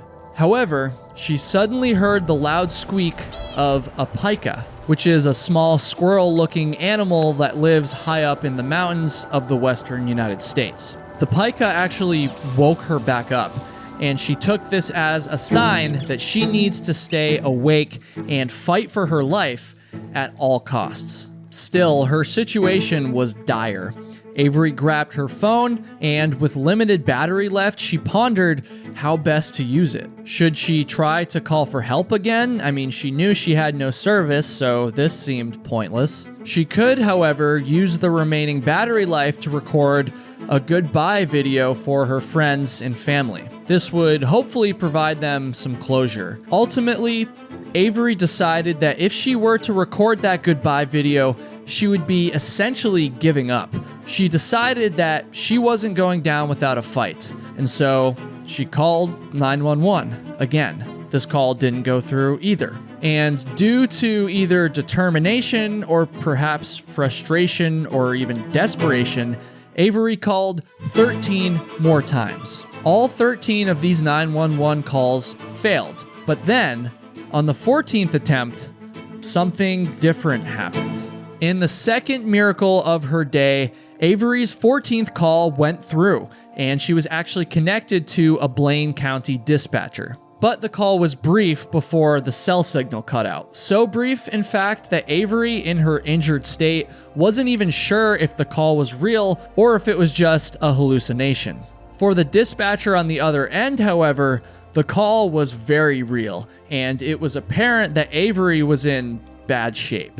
On the phone, she couldn't even recall basic information about where she was and what she was doing, and that's about as far as they got before the call dropped. Dispatch and Avery played phone tag a few times, but they were thankfully able to get connected again, and this time it lasted for roughly a half hour. And in that half hour, the dispatcher, Rod Gregg, got busy saving Avery's life. Not only did he finally manage to gather all the information he needed about her location and condition, but he also made it a point to keep her awake. He knew that if she fell asleep, death would soon follow. But eventually, Avery's phone ran out of battery, and at this point, she was still unsure if the phone conversation was real or if she had just imagined it. She heard something about a helicopter being sent, but surely this was too good to be true. About an hour passed, and by this point, Avery had fully convinced herself that nobody knew where she was and nobody was coming to save her. But then she heard a loud noise. She looked up, and sure enough, there was a helicopter approaching her. The sounds and the sight of the helicopter was so jarring that Avery knew she was not imagining it this time, and for the first time since her route had frozen over some hours earlier, Avery Schaller knew that she was going to make it out alive. The helicopter lowered down a rescuer and a basket on a cable. This rescuer then clipped Avery in, and then the helicopter pulled the pair back up, and just like that, Avery Schaller was whisked away to safety. She was rescued by Two Bear Air. Two Bear Air is a charity organization that helps with search and rescue missions in the Northwest, and they do it at no cost to the victims and no cost to the taxpayer. It's an incredible organization. This is actually the second time that Two Bear Air has been mentioned on my channel. The first time was the story of Madeline Connolly's miraculous rescue, which I'll link at the end of the video. Two Bear Air just happened to be around the area of Avery Schaller when she called 911, and therefore they were able to get to her relatively quickly, speeding over to her location at 170 miles per hour. They also just so happened to have all the special equipment needed to extract her on board and ready to go, and they also just so happened to spot her easily from the air due to the reflections on the emergency blanket that she was wearing. All of this was an incredible stroke of luck, which was much needed after the nightmare that Avery had just been going through. Avery Schaller made a full recovery, and she continues to hike to this day. She gave me her blessing to make this video, which I really appreciate. And one thing I want you all to keep in mind is that after researching a bunch for this video, after talking to Avery, she deeply regrets some of the decisions that she made that day, and she definitely knows that she's lucky to be alive. Some people don't learn from their mistakes, but I hope you believe me when I say that Avery most definitely has. Please keep that, and please keep her remorse in mind before you judge or criticize her. I've linked an article on Avery Schaller's story in the description below. It's by David Woolman, and I highly recommend you all read it because it actually goes into even more detail than I covered in this video. Lastly, I hope that you all remember this story before you head out on your next outdoor adventure. This video is not meant to scare you away from hiking, but rather to encourage you to make good decisions when in the backcountry and to keep yourself safe. Everything we do in life has risks, and sometimes those risks are actually worth taking. After all, if we never took any risks, we'd just be locked up inside our houses all day, living boring, unfulfilling lives. However, at the same time, some risks are just not worth taking, especially when you're hiking all by yourself. I'm grateful that Avery Schaller survived, and I wish her the best of luck on her future adventures in the outdoors, and I encourage you all to do the same in the comments. I also want to take a moment to appreciate the dispatchers and the search and rescue workers who help so many people in so many of the stories I cover on my channel. They're just incredible, and they deserve all the love and respect in the world. Today, I'm going to be telling you 3 crazy stories about hikers who narrowly escaped what should have been their certain death. Hiking is usually an incredibly safe activity, but sometimes, due to either mistakes, poor choices, or just plain bad luck, things can go very, very wrong. To start off, let's take a virtual trip to the Adirondack Mountains, where in the winter of 1989, 2 hikers tried to conquer the tallest peak in New York State. This virtual trip is totally free, but you must hit the subscribe button and ring the notification bell to cover your admission, especially if you're a repeat viewer. In March of 1989, 2 men from Pennsylvania took a trip to the Adirondacks in New York State. Their ambitious plan was to summit Mount Marcy, which at 5,344 feet is the highest mountain in New York State. Now, if you're used to hearing about 10,000 plus, sometimes 14,000 foot plus peaks in the western part of the United States, don't let the lower elevation of Mount Marcy fool you. I've been up there before. I've been all over the Adirondacks. The weather there can be insane and dangerous, especially in the colder months, and it's claimed many, many lives. 25-year-old Sean Dewar and 29-year-old Ralph Vecchio set out on cross-country skis in the morning on March 4th, and right from the start, they were faced with difficult conditions. On the lower elevations of the mountains, freezing rain and sleet fell, and as they climbed higher, everything turned into snow. It didn't take long before their clothing became soaked through, which is a recipe for disaster in winter conditions like this.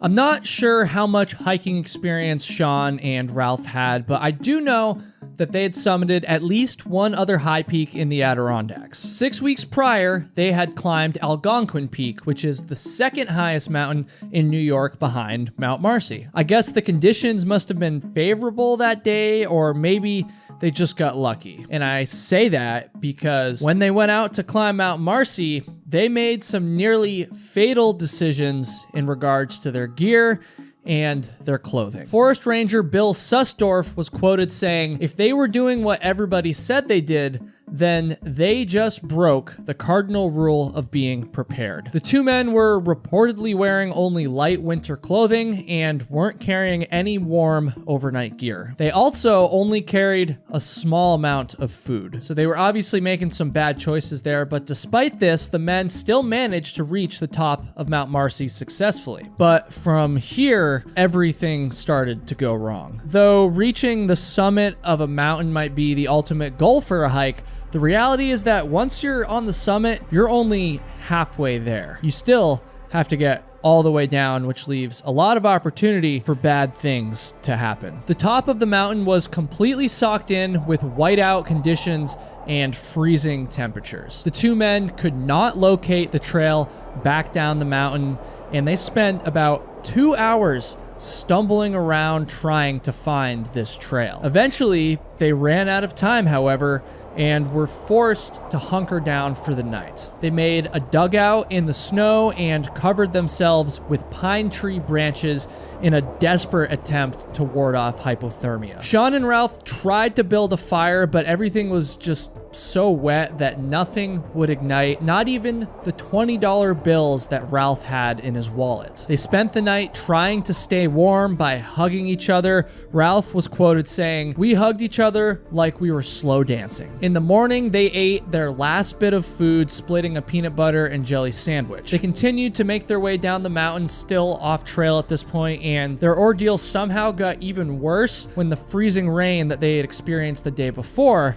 picked back up. Despite their efforts on day 2, the men still were not able to make it out of the woods, and so they had to spend yet another night out in the freezing cold. When they woke up, it was now Monday morning, and the men were getting incredibly desperate and frostbitten, by the way. At one point, they ended up ditching their trekking poles simply because, quote, "we couldn't grip them no more. Our hands hurt." Monday night, temperatures dropped to an astounding 20 below zero, and that doesn't even account for the wind chill, by the way. With the wind chill factor, the hikers had to grit through a night of minus 70 degrees Fahrenheit, and it was looking very unlikely that they would survive for much longer. They needed to find safety, and fast. The next day, the men had hiked themselves into the area around Ausable Lake. Though still a remote area, there were a few seasonal cabins here which were boarded up for the winter. Sean and Ralph found one of these cabins and managed to break into it, and this would prove to be their absolute salvation. Inside the cabin were essential survival resources, including firewood and a bright orange jacket, which the men laid out on Ausable Lake for it to be more easily seen from the sky. It was also initially reported that the two found alcohol in the cabin and just absolutely went to town with it. Ranger Bill Sussdorf was quoted saying, "They built a fire and found a bottle of booze and got to the point where they were feeling no pain." However, Sussdorf would later take back this statement. As it turns out, one of the doctors who treated the men did say that they experienced no pain, so that part was true, but it wasn't because they were drunk.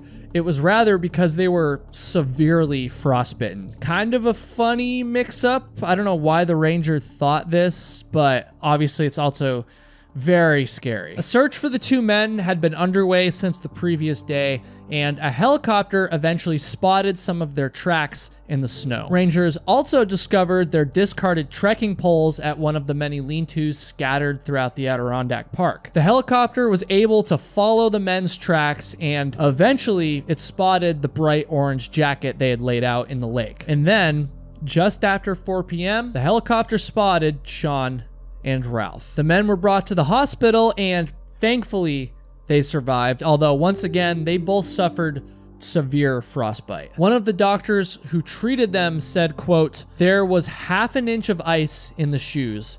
It's a waiting game to see how much tissue they will lose.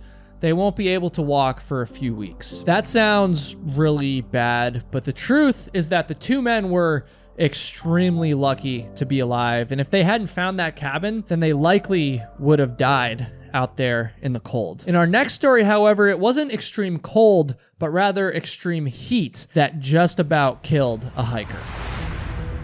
In Texas, the summer of 2023 was an absolute scorcher. I actually visited the Austin area right in the middle of the summer, and it was hot. Definitely not the kind of weather that would be safe, let alone comfortable, to hike in. But that didn't dissuade a 59-year-old marketing executive named Jeff Hahn from going on a hike with his daughter in Big Bend Ranch State Park. The pair had set out in the morning in order to try and avoid the heat, but it quickly caught up with them. It was mid-June, and the weather data shows that the temperature that day was 107 degrees Fahrenheit, and that was the temperature in the shade, mind you. Jeff and his daughter lost the trail they were following, and soon after, they ran out of water. Their situation was rapidly deteriorating. Jeff began cramping up due to the heat and dehydration, and he was unable to move more than a few short strides before needing to take a break. It's at this point that Jeff and his daughter knew they had to take drastic steps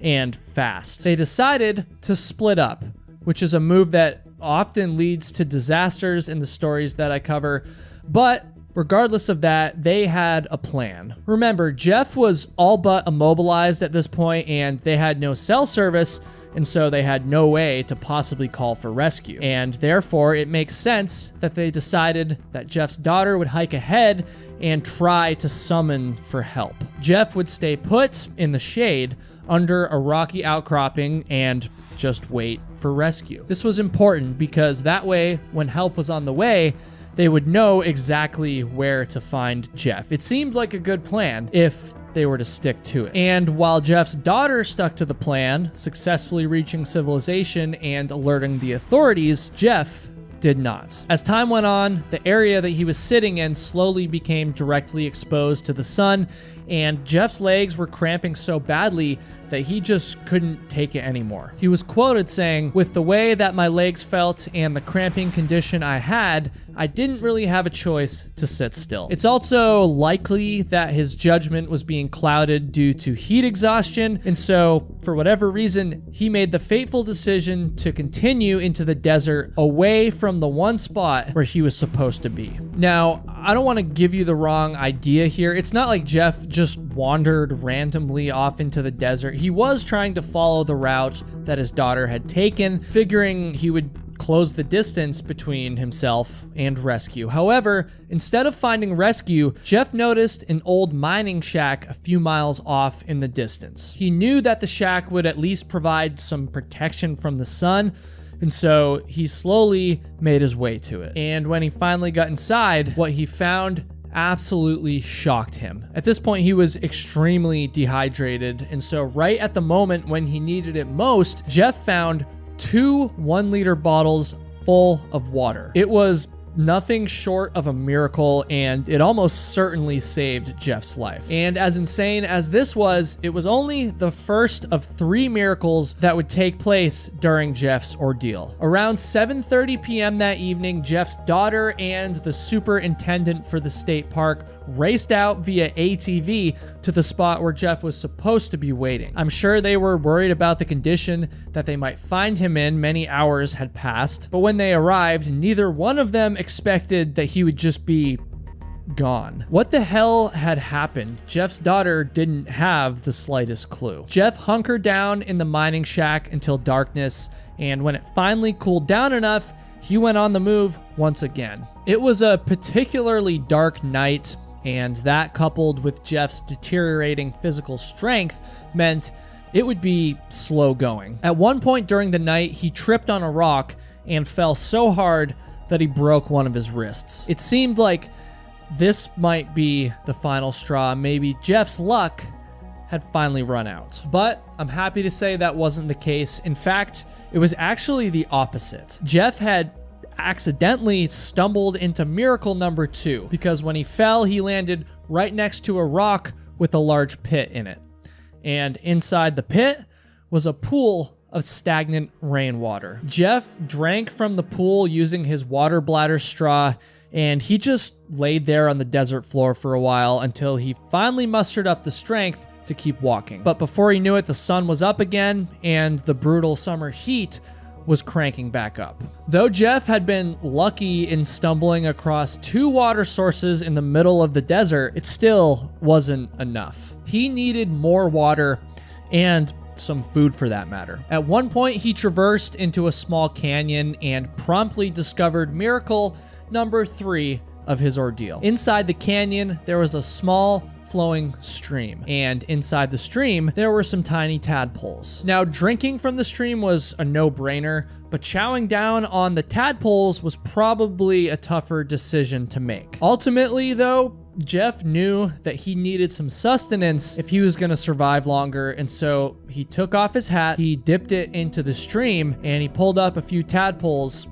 and he ate them. And just after he did that, yet another miracle. Jeff saw a plane and a helicopter off in the distance. He wasn't sure if he had been spotted at first, but then just a short time after he spotted the plane and the helicopter, he heard a voice. And it wasn't something he was making up in his head, by the way. It was a rescuer, and Jeff's near-death ordeal was finally coming to an end. He was brought back to the trailhead, where he was finally reunited with his daughter. On day 2 of the search for Jeff, rescuers believed that at this point they were most likely on a body recovery mission, not a rescue. The temperatures were so brutal that day that some of the rescuers themselves even ran out of water, with one of them saying, quote, "It was the hottest I've ever been. My brain was baked." And it would turn out that Jeff's situation was even worse than he understood at the time. He wasn't just suffering from heat cramps, but rather rhabdomyolysis. I think I'm saying that right. Anyways, this is a thing that occurs when damaged muscle tissue releases its proteins and electrolytes into the blood. It can be fatal or permanently debilitating, which is even more proof that Jeff narrowly escaped death. Thankfully, though, my understanding is that he's pretty much made a full recovery, and I definitely wish him and his daughter well. He's truly lucky to be alive. I'm sure he understands this, and that's also the case with the hiker in our next story. However, unlike Jeff, this hiker hasn't really released many details, but judging from the area that he went missing, I think it's safe to assume that he too narrowly escaped death. In May of 2001, 58-year-old George Null went for a hike in Angeles National Forest in Southern California. Null was not a novice hiker, and his objective was to hike Waterton Mountain, a peak over 8,000 feet tall. He was only planning on being out for the day and planning on hiking around 6 miles. However, Null would never reach this objective, and he wouldn't return home under his own power. Instead, his day hike turned into a fight for survival that would last for over 4 days. At some point along his hike, Null would lose the trail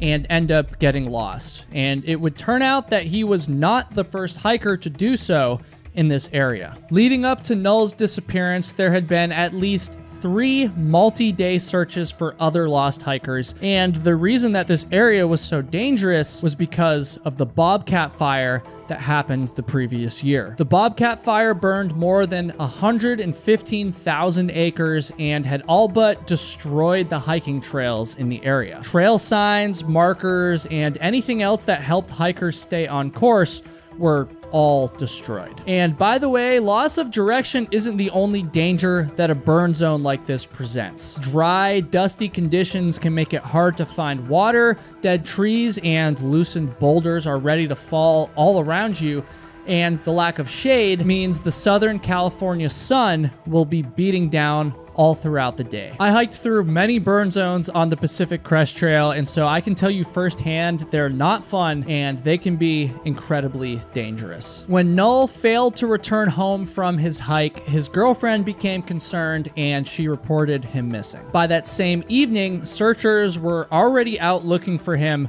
but they had no luck. They continued searching, and before anyone knew it, all the trails in the region had been searched, and it was now becoming clear that Null was lost off the trail in the middle of the wilderness somewhere. Null went missing on a Saturday, and despite incredible search efforts, it was now Wednesday, and still no sign of him had been found. At this point, helicopters were being used, and one helicopter team decided to scope out Bear Creek, which is an area that is very rarely visited by hikers. By some miracle, 5 days into his ordeal, Null was still alive, and he just so happened to be located at Bear Creek. He was able to flag down the helicopter and catch a ride out of the wilderness back to safety. And what's perhaps even more miraculous than that is that he was relatively unharmed. He was dirty and he was extremely hungry, but other than that, he suffered no major injuries or illnesses. You can even see it on his face in this photo that one of the helicopter crew members took. Null looks pretty freaking good for someone who was just in a survival situation for the past 4+ days. Though Null's experience and determination certainly allowed him to prevail, he was also extremely lucky. Getting lost in a remote burn zone is extremely dangerous, and had that helicopter decided to fly a different route, he very likely would have died in the California wilderness. My understanding is that the Forest Service has since closed the area that he got lost in an effort to try to prevent more hikers from getting lost, and also to let the burned forest revitalize itself. I'm very thankful that he survived, and I wish him well. On New Year's Day 2008, 24-year-old Meredith Emerson went on a hike up Georgia's Blood Mountain with her dog. The pair set out on the Freeman Trail, which links up with the famous Appalachian Trail that hikers can then follow to the summit of Blood Mountain. On her way up, Emerson encountered an older man, and the two allegedly ended up hiking together for a short while. Eventually, though, Emerson pulled ahead and reached the top of the mountain without the man. But at that point, she was only halfway. She had to then turn around and go back down the mountain. And of course, when she did, she once again encountered this old man. But this time, Instead of hiking with her, he was waiting for her with a knife. Gary Michael Hilton was the man's name, and after kidnapping Emerson and also trying to use her ATM card, he would go on to violently end her life. And as the world would soon discover, this was not the first time that Hilton had targeted hikers deep in the woods as his victims. Gary Hilton was in the middle of a multi-year killing spree, stalking parks and trails from North Carolina all the way to Florida, and he would ultimately be proven responsible for 4 homicides. However, many people suspect that his killing spree went well beyond 4 victims, and we may never know the exact numbers of his carnage. This is the story of Gary Hilton, the National Forest serial killer. So, excuse me being a little blunt here, but I'm just gonna come out and say it. This guy is obviously a total piece of human shit. Like, it's a crazy story. I'm gonna jump into it, but first, I would just like to ask you to please subscribe to this channel. If you enjoy hiking mystery stories like this one or other hiking, backpacking related content, I'm trying to get the channel to 200,000 subscribers. Please help me get there. I would appreciate that very much. And all right, this is a tough one. Let's get into it. Gary Michael Hilton was born on November 26th, 1946 in Atlanta, Georgia. He was an only child and he was raised in Atlanta until 1958, at which point his family moved to the Miami, Florida area. Not that much is known about Gary Hilton's childhood, although we do know that at age 13, he shot his stepfather. So yeah, we're already off to a pretty bad start here. Fortunately, his stepfather survived the shooting and he even declined to press any charges against Hilton. And again, I'm not really sure what all the details are surrounding this incident, but clearly in hindsight, this was a huge red flag. In 1964, Gary Hilton joined the United States Army where he served in Germany and received his GED. While serving, he began to experience a plethora of mental health problems and was ultimately sent to a psychiatric hospital. He was treated for some time, and then ultimately in 1967,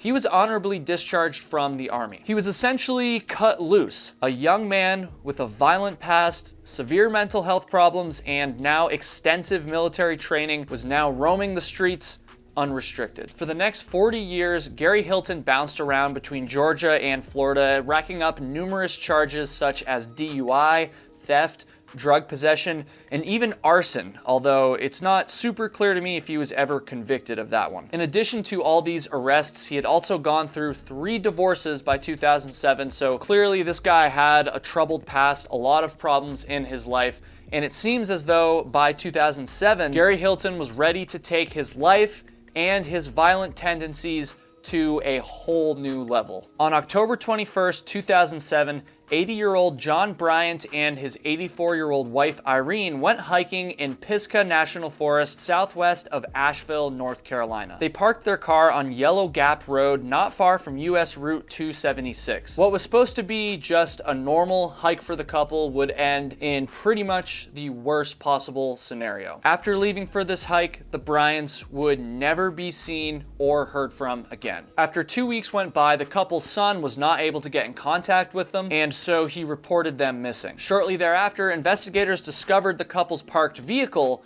but no sign of the couple. They didn't know what happened. Maybe they had gotten lost in the woods somewhere. Maybe they had been attacked by an animal. Nobody knew, but the case did take a disturbing turn when investigators discovered that Irene had actually attempted to dial 911 on her cell phone on the same day that they were last seen and the same day that they had started their hike. Due to lack of signal, obviously, the call never went through. The forest was searched by cadaver dogs, numerous volunteers, and helicopters, but they found nothing. That is, until November 9th, 2007. On this day, searchers found the body of Irene Bryant hidden underneath some leaves near the Barnett Branch Trail. It was clear that she had been killed violently, and so now authorities were desperate to figure out where her husband John was. It was soon discovered that one of John Bryant's bank cards had been used to make a withdrawal in Ducktown, Tennessee, and cameras at the bank captured images of a person wearing a yellow rain jacket trying to use the card. Investigators believed that John was being held captive by whomever had killed his wife. Nobody knew it yet, but time would later go on to show that the Bryants had been the first confirmed victims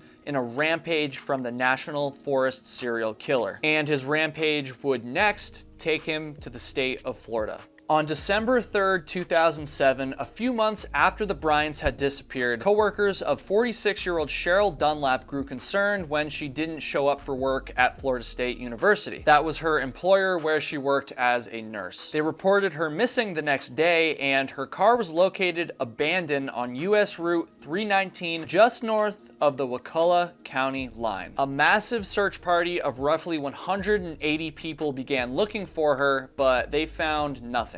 But the authorities did find some evidence of something that had to do with her disappearance, and I'm not gonna lie, it is pretty chilling. Authorities recovered images of a masked person trying to use her ATM card. Then, nearly 2 weeks later, hunters in Apalachicola National Forest made a gruesome discovery. Just off of a Forest Service road, the hunters found the slain body of a woman who was later identified as Cheryl Dunlap. And it wasn't long after that that investigators alerted the public to be on the lookout for a, quote, unique looking green truck, which prompted the public to submit numerous tips. And many of these tips were about a bizarre homeless man who was driving a Chevrolet Astro van. No arrest was made at the time, but in hindsight, we can say that the public was certainly on the right track. And that's because it would later go on to be proven that this van did in fact belong to the National Forest serial killer. And then the killer struck again, this time on New Year's Day 2008. This time in northern Georgia was the location of his rampage, Blood Mountain to be more specific. You really can't make this stuff up, folks. Blood Mountain is literally the name of where he chose to attack next. It's a very unfortunate foreshadow of what was about to happen. Blood Mountain is located within the Chattahoochee National Forest and is a pretty famous mountain due to the fact that the Appalachian Trail runs directly over its summit. In fact, Blood Mountain is one of the first big peaks that northbound thru hikers will cross. It's less than 30 miles into the trail. As many of you know, I hiked the Appalachian Trail in 2018, and I remember Blood Mountain very well. There's a stone cabin at the top of the mountain, there's some limited views up there, and then the trail takes a steep dive down into Neal's Gap, which is another very famous spot on the 2,000-mile footpath. Bordering the National Forest and the mountain itself is Vogel State Park, which contains side trails that link up with the Appalachian Trail, allowing alternate routes to access Blood Mountain. On the very first day of 2008, 24-year-old Meredith Emerson had left a note for her roommate stating her plans to go hiking. The University of Georgia graduate grabbed her dog Ella and traveled to Vogel State Park and hiked out on the Freeman Trail, which links up with the Appalachian Trail below the summit of Blood Mountain. At some point during her hike, she encountered 61-year-old Gary Hilton. Emerson and Hilton allegedly hiked together for a little bit, but eventually Emerson's pace was just too fast for Hilton, so she and her dog continued ahead without the man and eventually reached the summit of the mountain. Everything seemed to be going fine up until this point.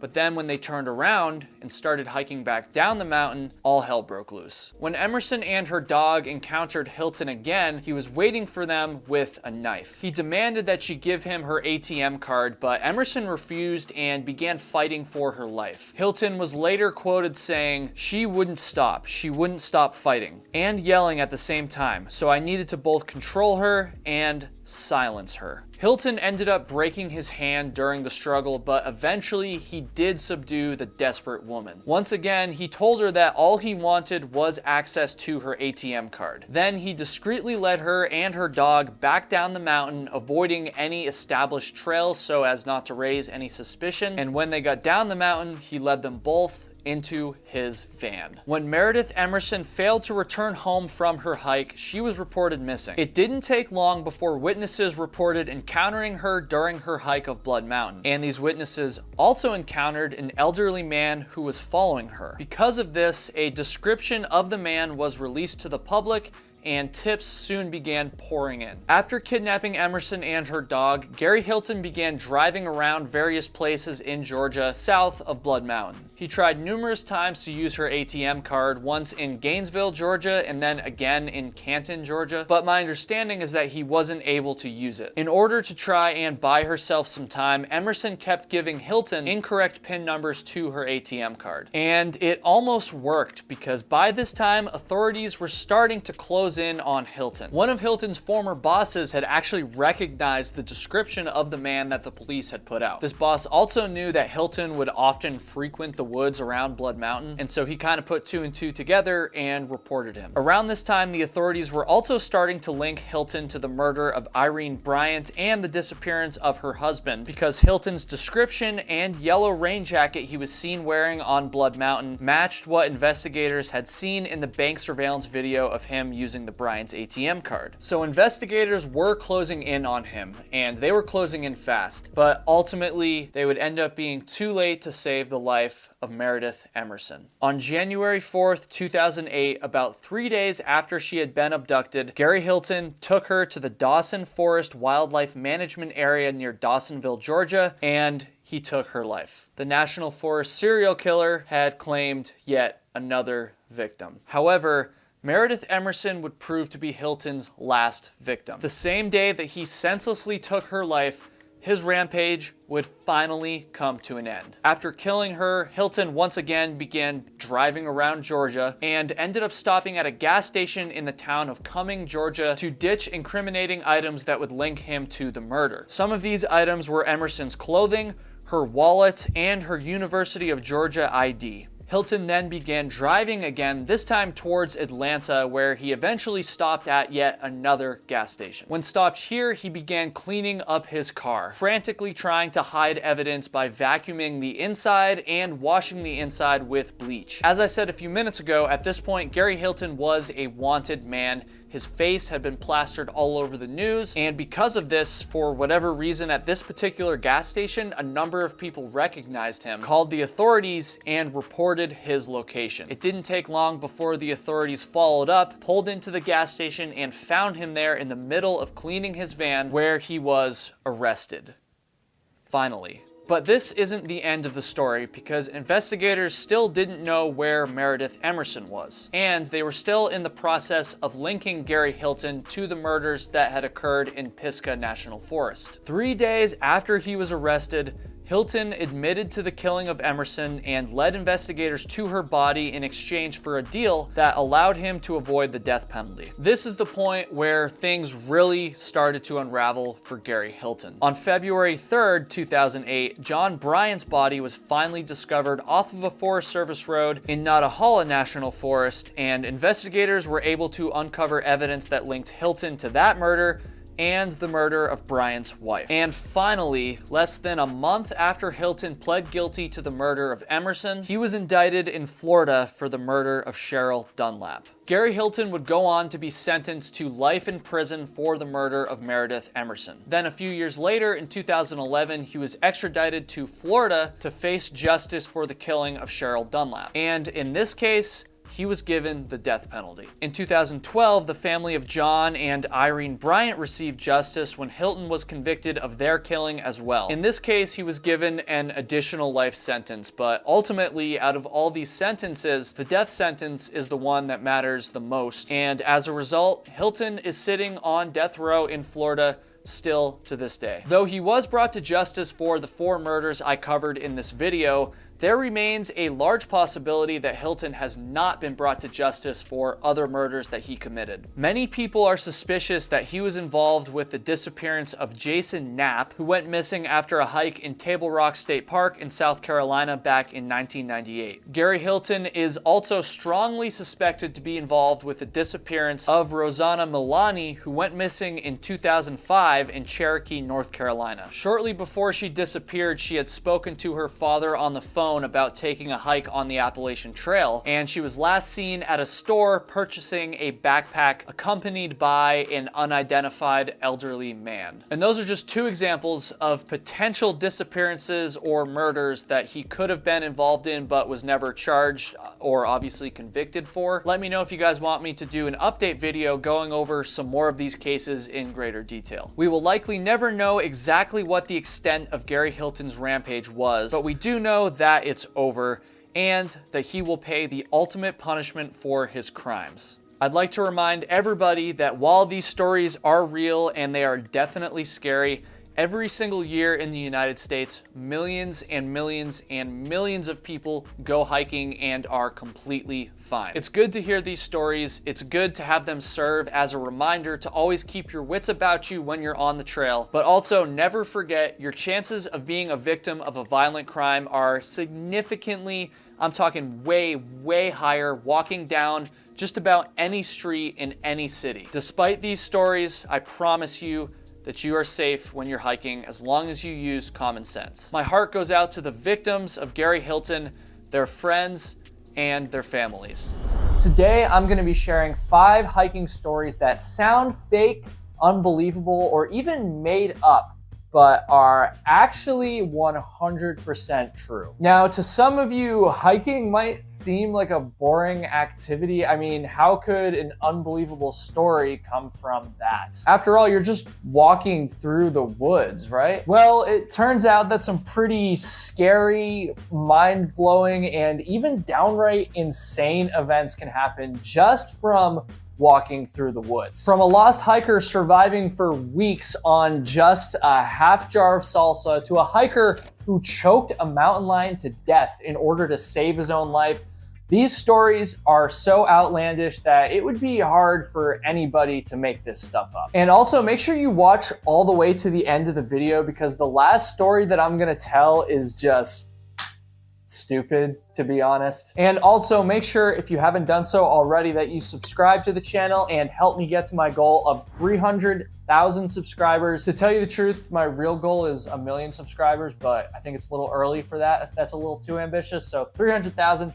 please help me get there. And if you already subscribed, thank you very much. All right, first story. On February 4th, 2019, Travis Kaufman went for a trail run on the hiking trails in Horsetooth Mountain open space, located about 20 minutes outside of Fort Collins, Colorado. Kaufman was training for his first ultramarathon, which was set to take place that coming June and was called the Dirty 30 50K. This race also just happened to begin on a trail called the Mountain Lion Trail, which in short time would provide a great source of irony for Kaufman. But for now, that name meant nothing to him, and why should it? The 31-year-old's trail run started off uneventful, but everything changed once he began running down the West Ridge Trail. At one point, he heard some leaves rustling in the brush behind him, and as an experienced hiker myself, I can tell you this is a creepy thing to hear, but it's not exactly uncommon. 99.99999% of the time, you just turn around and it's simply a squirrel or something like that. However, when Kaufman turned around, he had one of his worst fears confirmed true. There was a mountain lion 10 feet behind him, and it was getting closer. He put his hands up and he yelled, which is exactly what you're supposed to do if you see a mountain lion, but it was too late. Kaufman was quoted saying, "It immediately had its claws on me and I was like, oh shit, this is real. It immediately clamped onto my wrist. Then it was almost as if it was trying to climb up my body. It was a frantic flurry of paws. I felt a claw poke into my legs and then it was swatting at my face and I felt a big scratch on my cheek. Then I felt its claws dig into my shoulder as it tried to wrap itself around me." And as scary as all that sounds, it was just the beginning of the nightmare scenario for Kaufman. For the next 10 minutes, he battled the bold cat, eventually taking it to the ground and rolling off an incline on the side of the trail. Kaufman tried to hit the cat with rocks and sticks, but wasn't able to succeed in getting it to release his wrist from its jaws. However, Kaufman did finally settle on a winning and probably life-saving strategy when he brought his right leg up and got his foot onto the mountain lion's neck. He said, quote, "I stepped on its neck with my right foot and just slowly, after a few minutes, I thought I would be getting close and then it would start thrashing again. I'd say another couple minutes later, it finally stopped moving." So just in case that wasn't clear to you, this dude saved his own life by choking the mountain lion to death. Like, now this is obviously a super scary situation and I don't want to take away from that at all. But I do just gotta say, that's some of the most badass shit I've ever heard in my life. He choked the mountain lion to death. So after the big cat was neutralized, Kaufman took off and he still had to run 3 more miles before he was eventually able to get to safety. He was able to link up with a few other runners who helped get him to the hospital, and he ended up making a full recovery, with the only lasting impacts being some scars on his body and on his face in particular. Colorado Parks and Wildlife retrieved the dead mountain lion and they determined that it was less than 6 months old and weighed 35 to 40 pounds. These kinds of things are extremely rare, so please do not let this dissuade you from hiking or trail running. Kaufman himself even said it best, quoting, "It's just one of those sensational stories. It's super rare. I just feel like I should go buy a bunch of lottery tickets." And the hiker in our next story might want to buy some lottery tickets as well. Now, generally when we think of national parks, we think of pristine, uninterrupted nature well beyond the reach of modern technology. We especially think this in reference to national parks in Alaska, which is the most remote state in the US by far. And so, of course, this would hold true for Katmai National Park, a park that is so inaccessible that the only way to reach it is by boat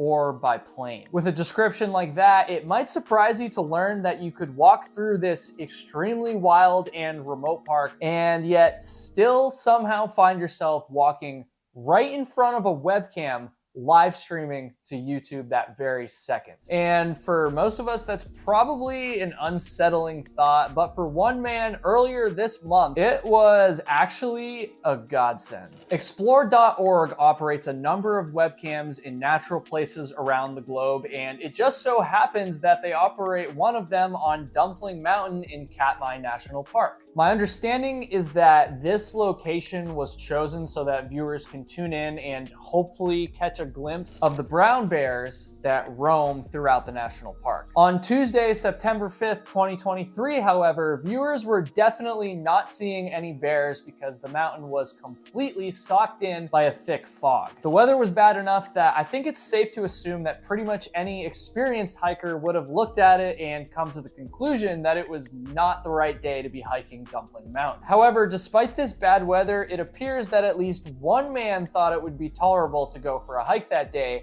though he soon changed his mind after he started. Around 8 p.m. Eastern time, a Dumpling Mountain webcam viewer posted, quote, "There is someone distressed on the camera." And as it turns out, a man had entered the frame of the webcam, paused, and then gave a thumbs down before moving on. And as weird as this was, it got even weirder when the man came back into frame, this time mouthing the phrase, "Help me," and lost into the webcam. Clearly, the man was in distress, and the people that were viewing the live stream wasted no time contacting the Explore.org workers. After this, Explore.org alerted the National Park Service and a rescue was initiated. Cynthia Hernandez is a spokesperson for the National Park Service and was quoted saying, "The park sent a search and rescue team to find the hiker who was caught in windy and rainy conditions with poor visibility. Park rangers found the hiker a few hours later unharmed and brought the hiker back to safety." And another incredible part of this story is that not only did the viewers of the webcam likely save the man's life,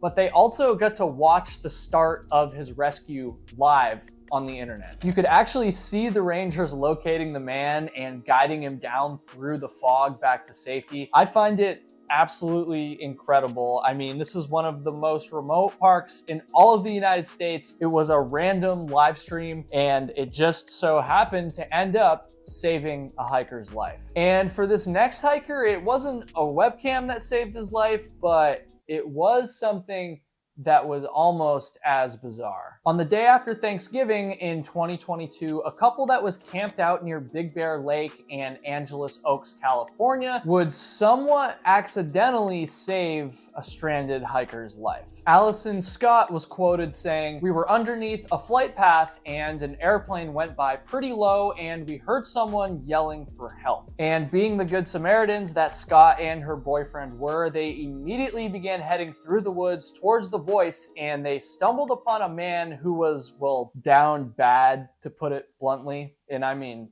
real bad. Quoting Scott once again, "My boyfriend is looking over the ridge and calling out, 'Hey, I see you.' He," referring to the man that they found, "had a stick with a water bottle on it trying to signal he couldn't walk. His feet were extremely swollen and infected just from walking so much and possibly the cold where he was." The man told Scott and her boyfriend that his name was Eric, no last name that I'm aware of, and that he was from Oceanside, California. And then he told them something pretty incredible. This man, Eric, hadn't just been lost for a day or for a night or for even 2 nights. He had been lost for 2 entire weeks. And as if that wasn't incredible enough, get this. The only thing that Eric had to eat for the entire 2 weeks that he was lost was half of a jar of salsa. So I have a lot of questions about this. First of all, I couldn't find any sources that specified which trail this man, Eric,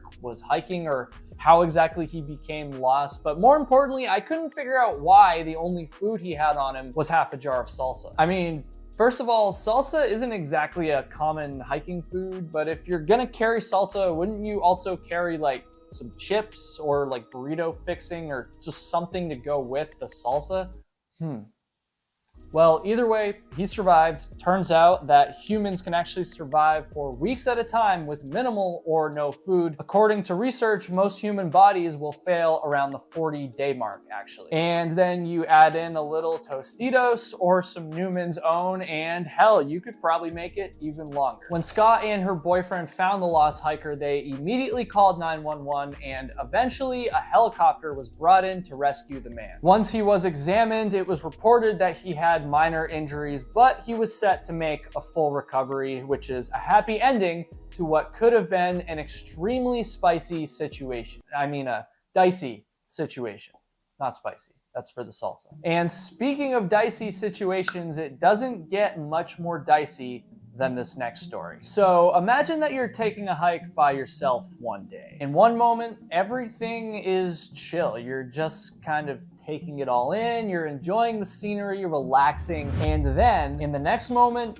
you have to spring into action immediately in order to save someone's life. That is the exact situation that a man named Taylor Root found himself in. On June 14th, 2023, Root was taking a hike in Oregon's Columbia River Gorge, presumably excited to see the famous Multnomah Falls. I hope I'm pronouncing that right. He was hiking down the trail and he was actually filming with his GoPro, and all seemed well in the world until he came across a woman who was in the middle of going through every hiker's worst nightmare. Root heard a call for help and then came across a terrifying sight. A woman was hunched over the side of a cliff, holding on to her mother who had slipped and fallen off the cliff. The only thing keeping her mother alive in this moment was her daughter's grip. And as if this wasn't already a dangerous enough situation, her daughter, clinging on to her mother,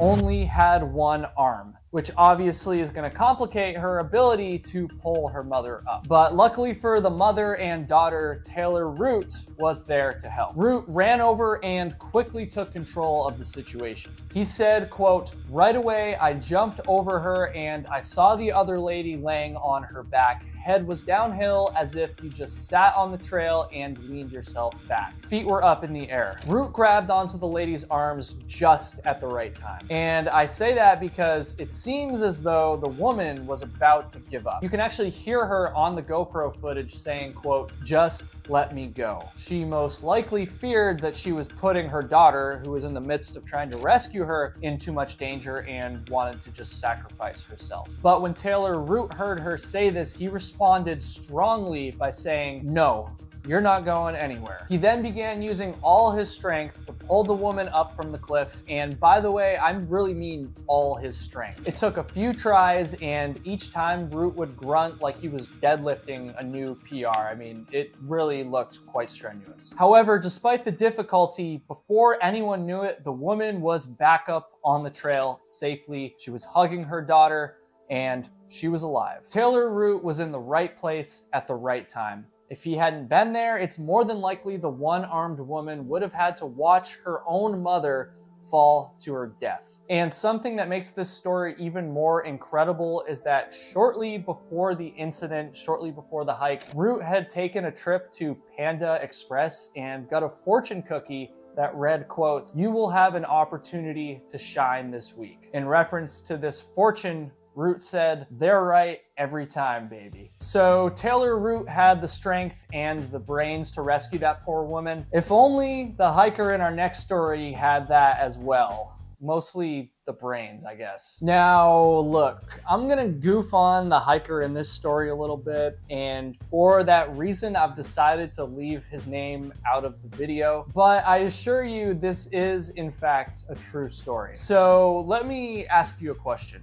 Would you be embarrassed if you were on a hike, something went wrong, and then you had to call search and rescue? Now, to be clear, I'm not saying that you should be embarrassed if this were to happen, but I just want you to think about it. Would you be embarrassed if you were in that situation? And now I want you to think about whether you'd be embarrassed if you had to call search and rescue twice on 2 different hikes.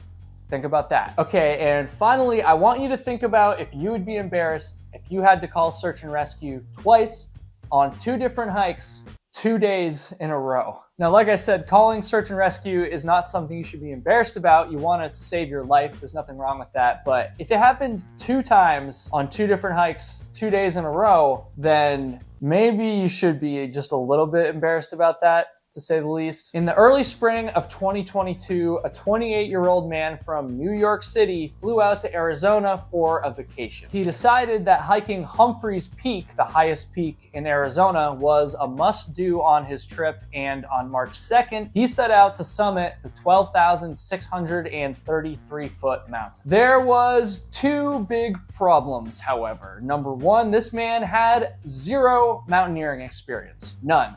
Zilch. And the second problem was that he didn't start his hike until 2:30 in the afternoon. A little bit too late for a winter hike at 12,000 feet. Around 7 p.m. that evening, the local sheriff's office received a call from the man who said he was lost and he needed help. Rescuers were quickly dispatched, and thankfully they were able to locate the man right around 10,600 feet in elevation, and they were able to evacuate him using a snowcat from the nearby Arizona Snow Bowl ski resort. The man was thankfully unharmed, and he actually declined medical attention, and he went on his way. The rescuers probably figured that was the last they would see of the man. Surely this tourist from New York City had learned his lesson, right? Well, the man did not learn his lesson.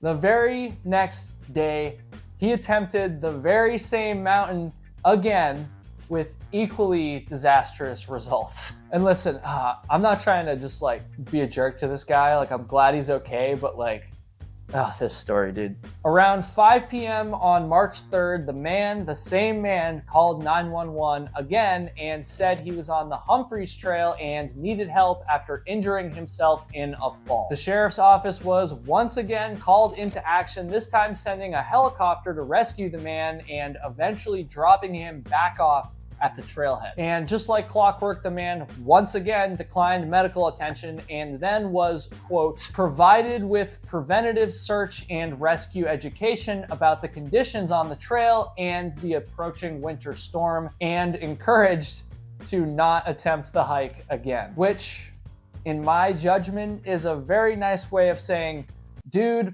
please stay the off the mountain. So apparently this time the man had started at 9 a.m., which I guess is better than 2:30, figuring that if he started at 9, he would have all the time in the world to reach the top of the mountain. In the afternoon, he actually joined up with a few other hikers who eventually decided to turn around because of the conditions, and the man actually followed their lead shortly after. And then while descending, he slipped in the snow, he scraped his leg, and began feeling dizzy and numb. His phone battery was dwindling, it was almost dead, and so he decided to call for help at that point. Listen, okay, don't get me wrong, I'm glad he was okay, and I'm certainly not suggesting that he or anyone else should ever hesitate about calling for help when they really need it. However, the reason I find this story so ridiculous and honestly almost unbelievable is because you'd think that most people would not attempt another hike of the same mountain after having to be rescued on that mountain less than 12 hours earlier. I don't know, man. I think this guy should have known better. Not to mention, it's also kind of reckless because you're tying up resources for search and rescue. You're putting them in danger. I don't know. Yeah, he should have known better, but I am glad that he's okay. The woods that I'm standing in right now might not look super significant, but 21 years ago, something incredibly sinister and evil happened right here. On Monday, November 19th, 2001, Louise Chaput should have been returning home from a hike she took in the White Mountains of New Hampshire. But instead, on that very same day, she was reported missing by her boyfriend. This marked the start of a case that would go on to stump even the top investigators for the state of New Hampshire and haunt hikers throughout New England. The day after she was reported missing, police found her car in this very parking lot, located less than 1,000 feet away from the famous Pinkham Notch Visitor Center and the trailhead for popular trails up Mount Washington. But after this discovery, the case went cold, but it didn't remain cold for long. On Thanksgiving Day, 2001, the body of Louise Chaput was located right here in these woods. Now, I don't know the exact location that her body was found at, but I do know that it was somewhere right around here, likely within eyesight of where I'm looking at right now. And I also know that whoever killed Chaput in these woods 21 years ago has never been brought to justice. Whoever committed this crime either died a free man some years ago or remains a free man to this day, still likely living in the area. This is the story of Louise Chaput and murder in the White Mountains. This is the Diretissima Trail in White Mountain National Forest. You'll understand why that's significant very shortly. So this story is kind of personal to me.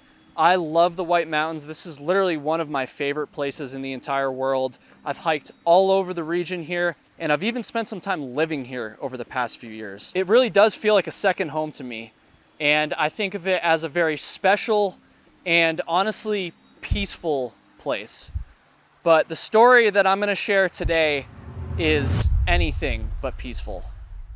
52-year-old Louise Chaput was from Sherbrooke, Quebec, a medium-sized city located about an hour and 45 minutes east of Montreal. Chaput was a mother of 2 daughters, and she worked as a psychologist. She was known for being funny, adventurous, and selfless, often volunteering her counseling services to families who could not otherwise afford them. She was also an avid hiker. One of her friends was quoted saying, "She adored nature and the outdoors." Leading up to November of 2001, Chaput and her friends were in the process of planning a group hike together.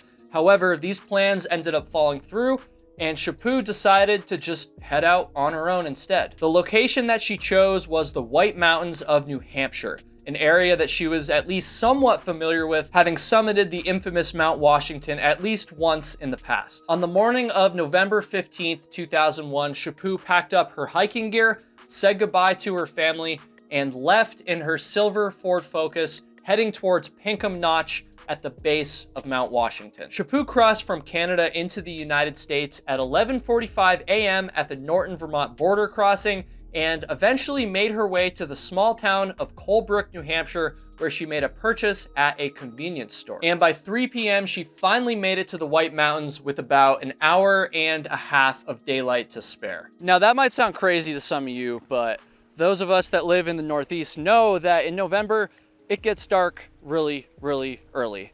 Chaput obviously knew that too, but after sitting in the car for so many hours, it appears as though she wanted to get out and at least stretch her legs a little bit.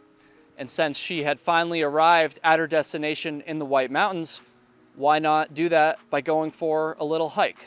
This choice seemed like a no-brainer, but because she didn't have much daylight left, Chaput knew that she wouldn't be summiting Mount Washington or any of the other tall peaks surrounding Pinkham Notch. Looking for guidance, Chaput walked into this building right here, the Pinkham Notch Visitor Center, and she asked an employee for a suggestion about a short hike that she could complete before dusk. The employee told her to check out the Lost Pond Trail, which was a short hike that was right across the street from the visitor center. This employee would turn out to be the last person besides Chaput's killer to ever see her alive. Louise Chaput had reservations to stay at the Joe Dodge Lodge located near the visitor center at Pinkham Notch that first night, but records indicate that she never checked in. She was only supposed to be in the White Mountains for the long weekend, and she was planning on returning to Sherbrooke in time for work on Monday, November 19th, 2001. Her coworkers must have been alarmed, however, because on that day, Chaput never showed up. Her boyfriend was also alarmed because it's on this day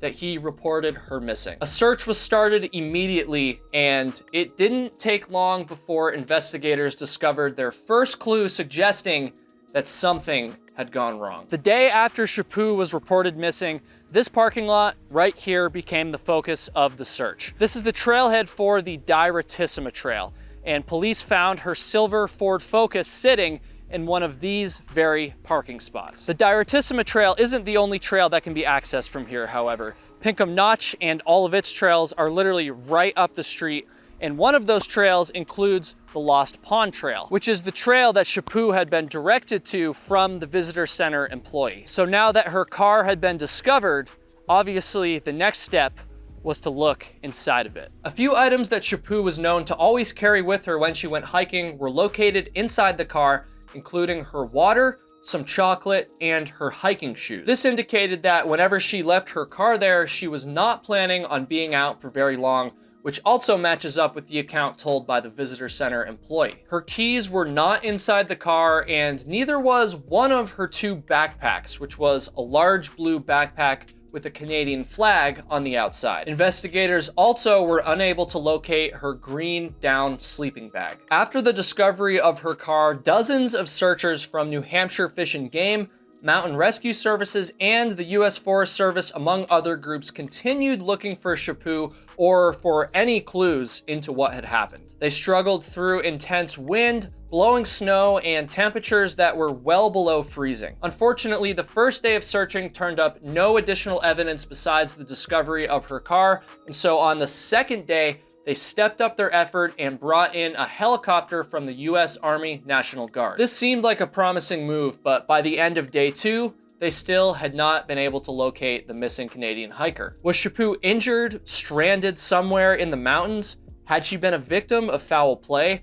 Or had she simply up and left the region, leaving her car behind to start a new life? Investigators would get an answer to these questions on Thanksgiving Day, 2001, the third day of the search for Louise Chaput. On the afternoon of Thursday, November 22nd, 2001, Louise Chaput's body was found right here, somewhere in this patch of woods I'm standing in right now. I'm not sure of the literal exact spot where it was located, like the exact patch of ground where they found it. I'm not even sure if I really want to know, but I do know that they found her body 100 to 200 yards south of the Glen Boulder trailhead and just a little bit off of New Hampshire Route 16. It was evident to investigators that Chaput had not taken a fall or succumbed to the elements, two things that very often lead to the death of hikers. It was apparent that she had been killed violently and that she put up a fight. Somewhere, likely within eyesight of where I'm standing right now, an intense struggle between innocence and evil took place. And unfortunately, evil won. After an autopsy, it was determined that Chaput had been stabbed to death. She was found wearing black fleece pants, a red nylon jacket, and Reebok sneakers, none of which is really considered hiking apparel, hiking clothing. And so this once again indicated that she was not planning on going for a long hike on the evening that she left her car. Notably absent from the scene were the items that were also noticed to be missing from her car. Her large blue backpack with the Canadian flag on it could not be located, and neither could her car keys. After the visitor center employee had directed her to the Lost Pond Trail, it was assumed this was where Chaput would have hiked. And given her car was located very close to the Lost Pond Trail, this checked out as well. However, her body was not discovered on this trail. It appears that after Chaput parked, she instead decided to hike out on the Diretissima Trail, which links up with the Glen Boulder Trail after roughly a mile. She then must have hiked down towards the Glen Boulder Trailhead, also known as the Glen Ellis Falls Trailhead, before eventually being forced off the trail by her killer. After the search turned into a homicide investigation, investigators put forth a call to the public asking anyone who might have been in that area and noticed anything suspicious to please come forward with information. Now, late November is probably one of, if not the least popular time of year to visit the White Mountains. However, Pinkham Notch is still an incredibly popular spot. And since a full week had gone by between the time that Chaput was last seen and when her body was discovered, police hoped that enough people would have hiked through there that somebody must have noticed something. But unfortunately, no one ever came forward. Pinkham Notch is a very popular spot with tourists. I would even say probably, definitely, the majority of people who visit that area are from out of town. And so by the time the authorities put this call for help out, most people who might have been in the area at the time had already returned home. Many of them out of state, most of them probably never even hearing about the crime. The investigation soon went cold, and I hate to say it, but it's still cold even to this day. Nobody has been brought to justice for killing Louise Chaput. There is still hope for the case, however, which remains active to this day, by the way. First of all, her backpack with the Canadian flag on it and her car keys, among a few other items, were never recovered. Now, maybe these items were just buried or lost in the woods somewhere, but there's also a good chance that the killer took them for trophies or for some other reason, and therefore there's a good chance that the killer still has these items to this day. And so if a suspect does emerge someday and investigators find these items in the possession of that suspect, that would be a huge break in the case. And there is one more big piece of evidence that could eventually help bring Chaput's killer to justice. DNA from the killer was recovered from the scene, which will hopefully someday be matched and point a clear finger at the person responsible. But until that happens, we really don't know much else. Authorities have stated that they believe the killing was random. It seems as though they've ruled out the possibility that it was somebody she knew. I mean, maybe that is possible, but authorities really do think that it was just a random killing. She was just at the wrong place at the wrong time, which is extremely scary because the area around the White Mountains is extremely safe, and this kind of thing almost never happens. Authorities have also said that it's likely that her killer was a local living somewhere in the area.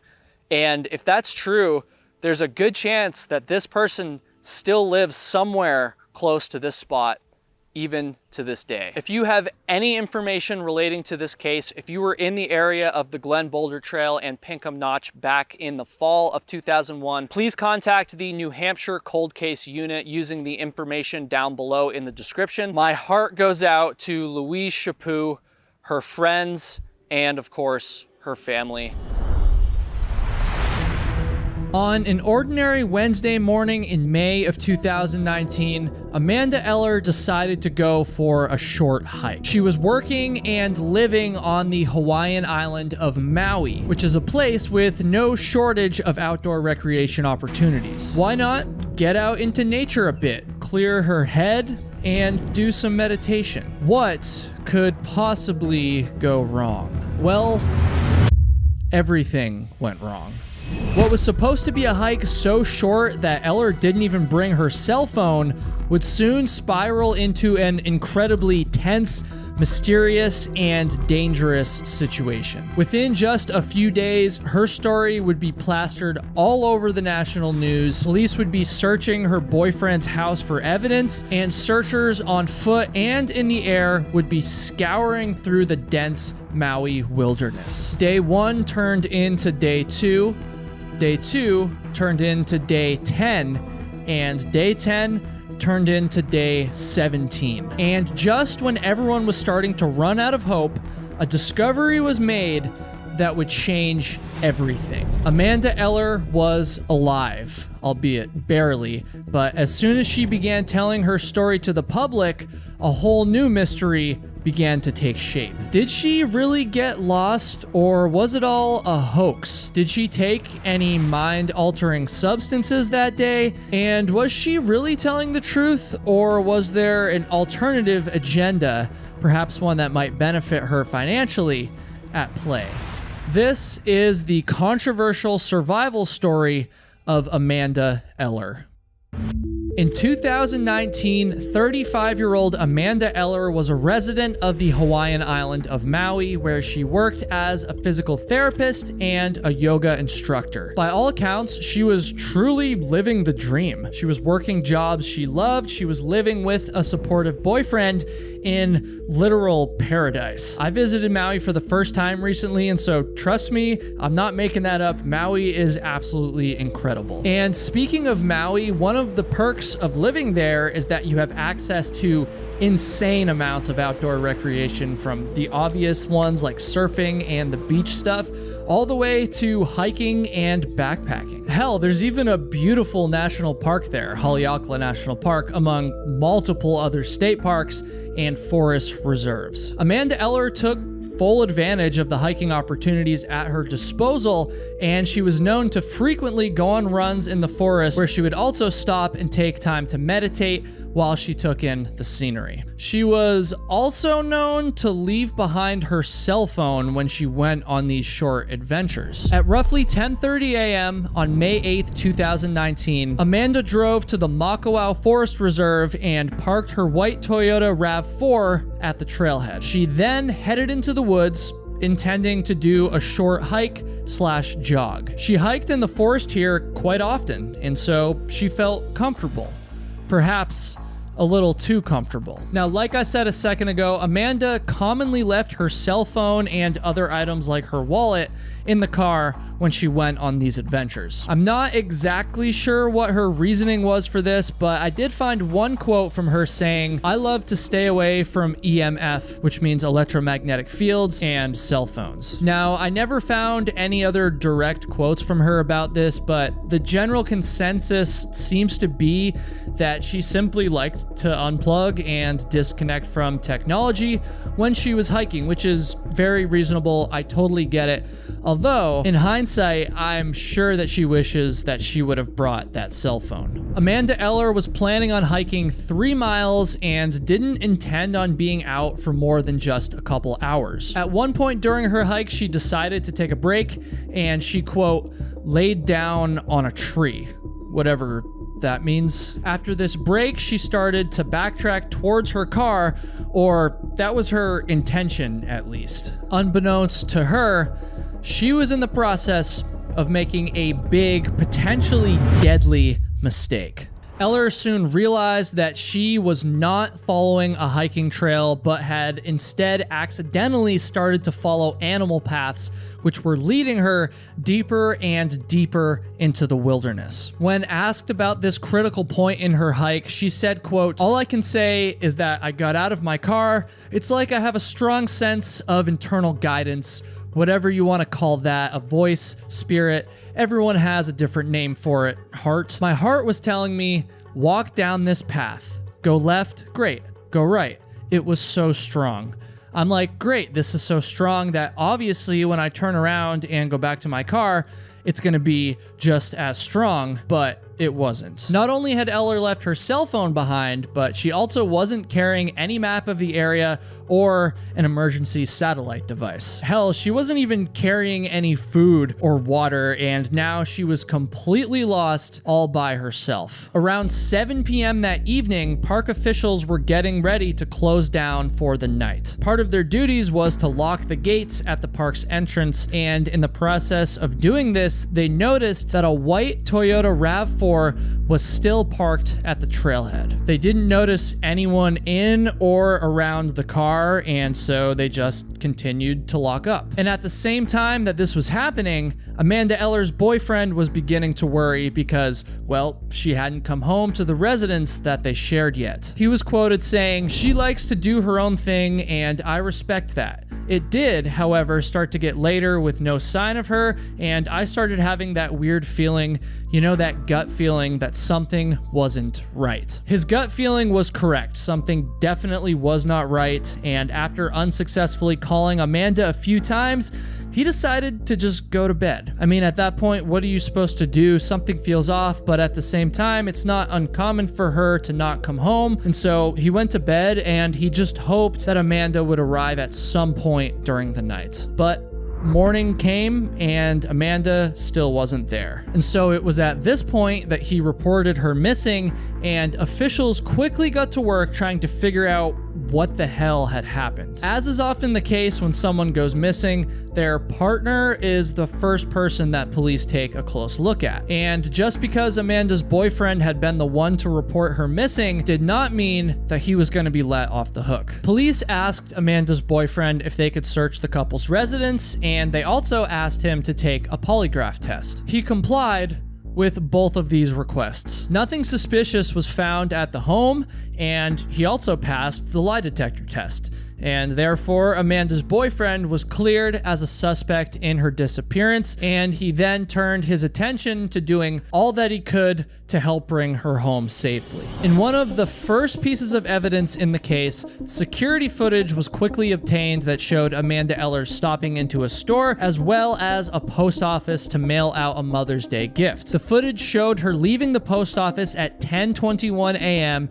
in her white Toyota RAV4 SUV. That same SUV was located early on the first day of the search. It's at this point that searchers noticed her cell phone, wallet, water, and backpack were all left in the car, indicating that she either wasn't planning on being out for long, or maybe was taken from the scene against her will. However, it didn't take long before officials learned about her habit of leaving her phone behind while she was out on hikes. So all of this is going on, and everyone was very confused about what had happened, but nobody was as confused as much as Amanda herself. After getting lost that first day, Amanda Eller wandered around in the Maui forest until midnight. She hoped that she would get lucky and somehow stumble back to her car, but this didn't happen. She started day 2 with the same naive optimism,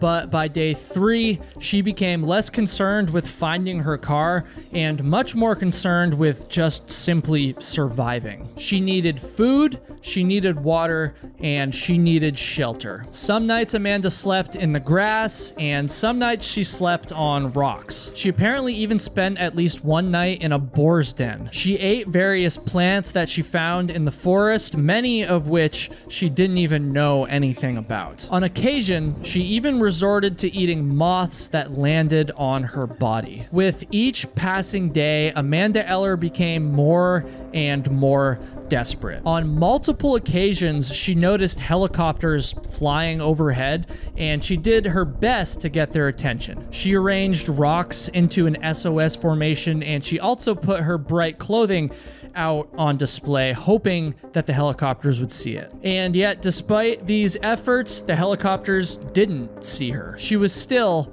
all on her own. And just when she thought her situation couldn't possibly get any worse, Amanda fell 20 feet off of a cliff. This caused a fracture in her leg and a torn meniscus in her knee. And so now, even just simple movements through the forest were incredibly difficult. Amanda would drink from random water sources until she discovered a reliable stream about 1 week into her ordeal. After this, she continued to stay on the move, but she stayed near the banks of this stream. At one point, she was caught in a flash flood, which caused her to lose her shoes, and yet, despite this, she still stuck to the stream. She was just following her intuition, and even though this intuition had nearly gotten her killed in the flash flood, only time would tell if it was ultimately going to save her.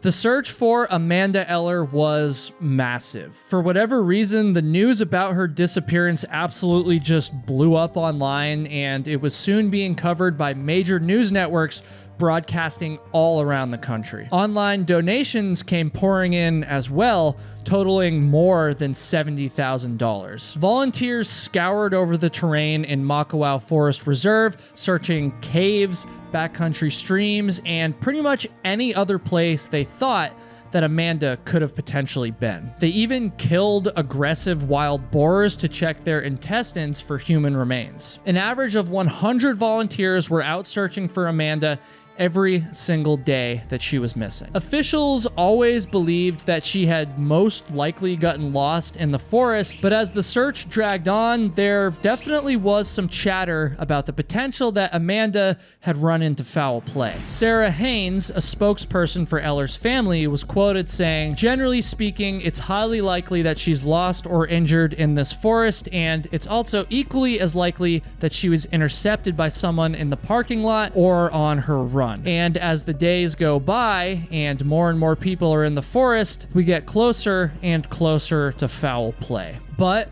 at the end of the day, the only thing that they could really do was continue to search. And while hundreds of volunteers were doing that on the ground, other tools besides just human feet were being used as well. Scent dogs, drones, even psychics were brought in to try and assist in the search for Amanda. And of course, one of the most indispensable search tools was being used as well.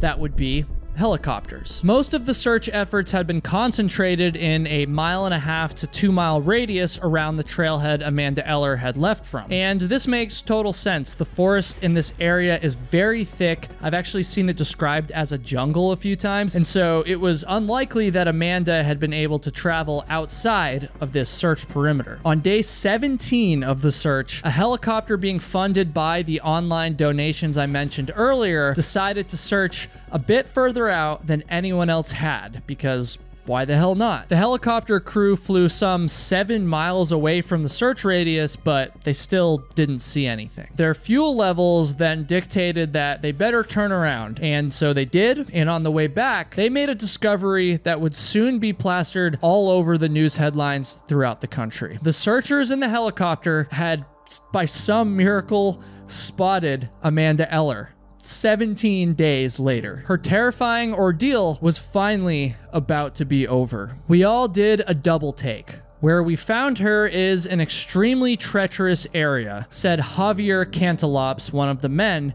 in the helicopter. There were also 3 other men in the helicopter: Chris Berquist, Troy Helmer, and pilot Pete Voorhees. I think I got all those names right, but I do apologize if I messed any of them up. When these men rescued Amanda, they were absolutely just thrilled. I mean, look at some of the photos taken right when Amanda was found. Now, this is a very serious situation, so I'm definitely not trying to make a joke out of this, but you got to admit, it is kind of funny just how excited they all look. Berquist described finding Amanda as, quote, "the coolest thing I've ever done in my life." Cantalopes said it was one of the highlights of his life. They were just completely stoked, and honestly, good for them. They, without a doubt, saved Amanda Eller's life, and so even though these photos are a little silly given the serious circumstances, I don't know, I think they earned every right to take them. Amanda was flown to the hospital, and after staying for a few days, she was released, and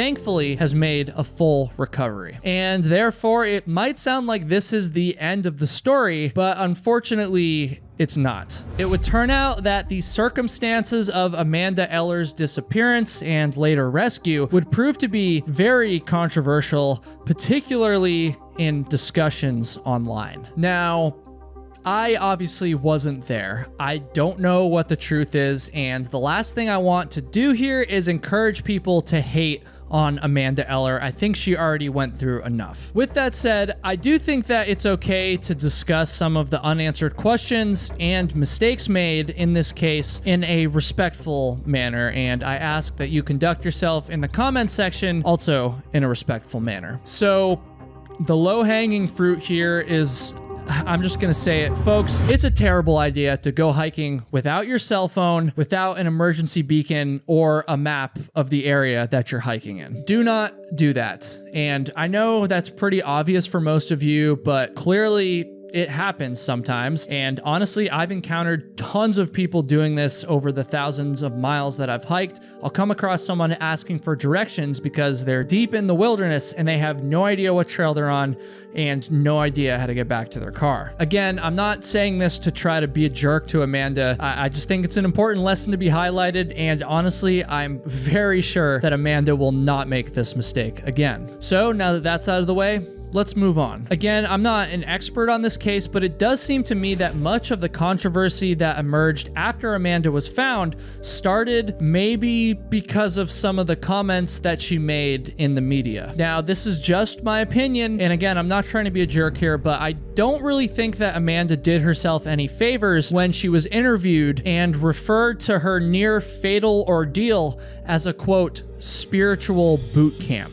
It's like, you almost died, and, you know, you put other people at risk, potentially, the people that were out there searching for her. And so I think this quote just really rubbed a lot of people the wrong way, as did some of her other comments that I actually read earlier in the video. Remember the ones about her strong sense of internal guidance, which she then blamed for getting herself lost in the first place? So yeah, these quotes definitely didn't do her any favors, but this wasn't the only reason that her case became so controversial after she was rescued. For whatever reason, people began to question pretty much everything relating to Amanda's story. Some people were wondering if maybe she had taken some mind-altering substances the morning that she went missing. In response to these accusations, she said, quote, "I definitely didn't have any drugs or alcohol or anything like that. Anybody that knows me and knows my spiritual journey in the last few years knows that I get high off of life and off of people and heart. And so, I don't know. Everybody can have their theories there.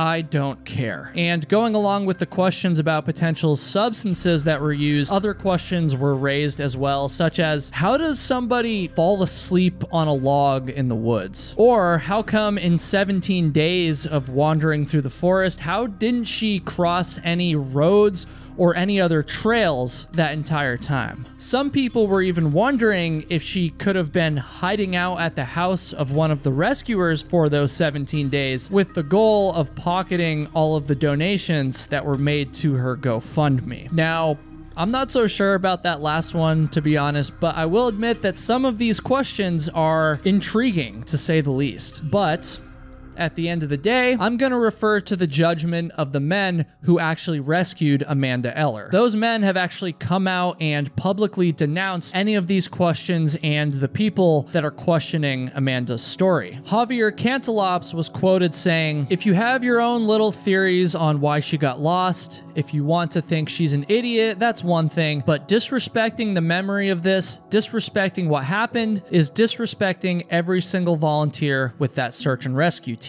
And this is just my opinion, but I think he has a great point. Regardless of some of the weirdness in this case, the search and rescue efforts were amazing, effective, and even heroic. And as for Amanda, again, I wasn't there, but I think it's pretty obvious that she made some bad choices the day that she went missing, and then also made some bad choices in the way that she spoke to the media. I think it's good to ask questions about public cases like this, especially when things don't really seem to add up, but I also don't think that it's okay to blame or use hateful language. And so I really ask that you be respectful to Amanda in the comments section. I'm very, very glad that she survived, and I wish her well. I encourage all of you to do the same. If you watch this far into the video, I ask that you hit the subscribe button if you haven't done so already. I especially ask this if you're a repeat viewer. Over 80% of my viewers are not subscribed, and my pipe dream is to one day get this channel to 1 million subscribers. And obviously, we have a long ways to go, and so any help would be much, much appreciated. Thank you so much for watching.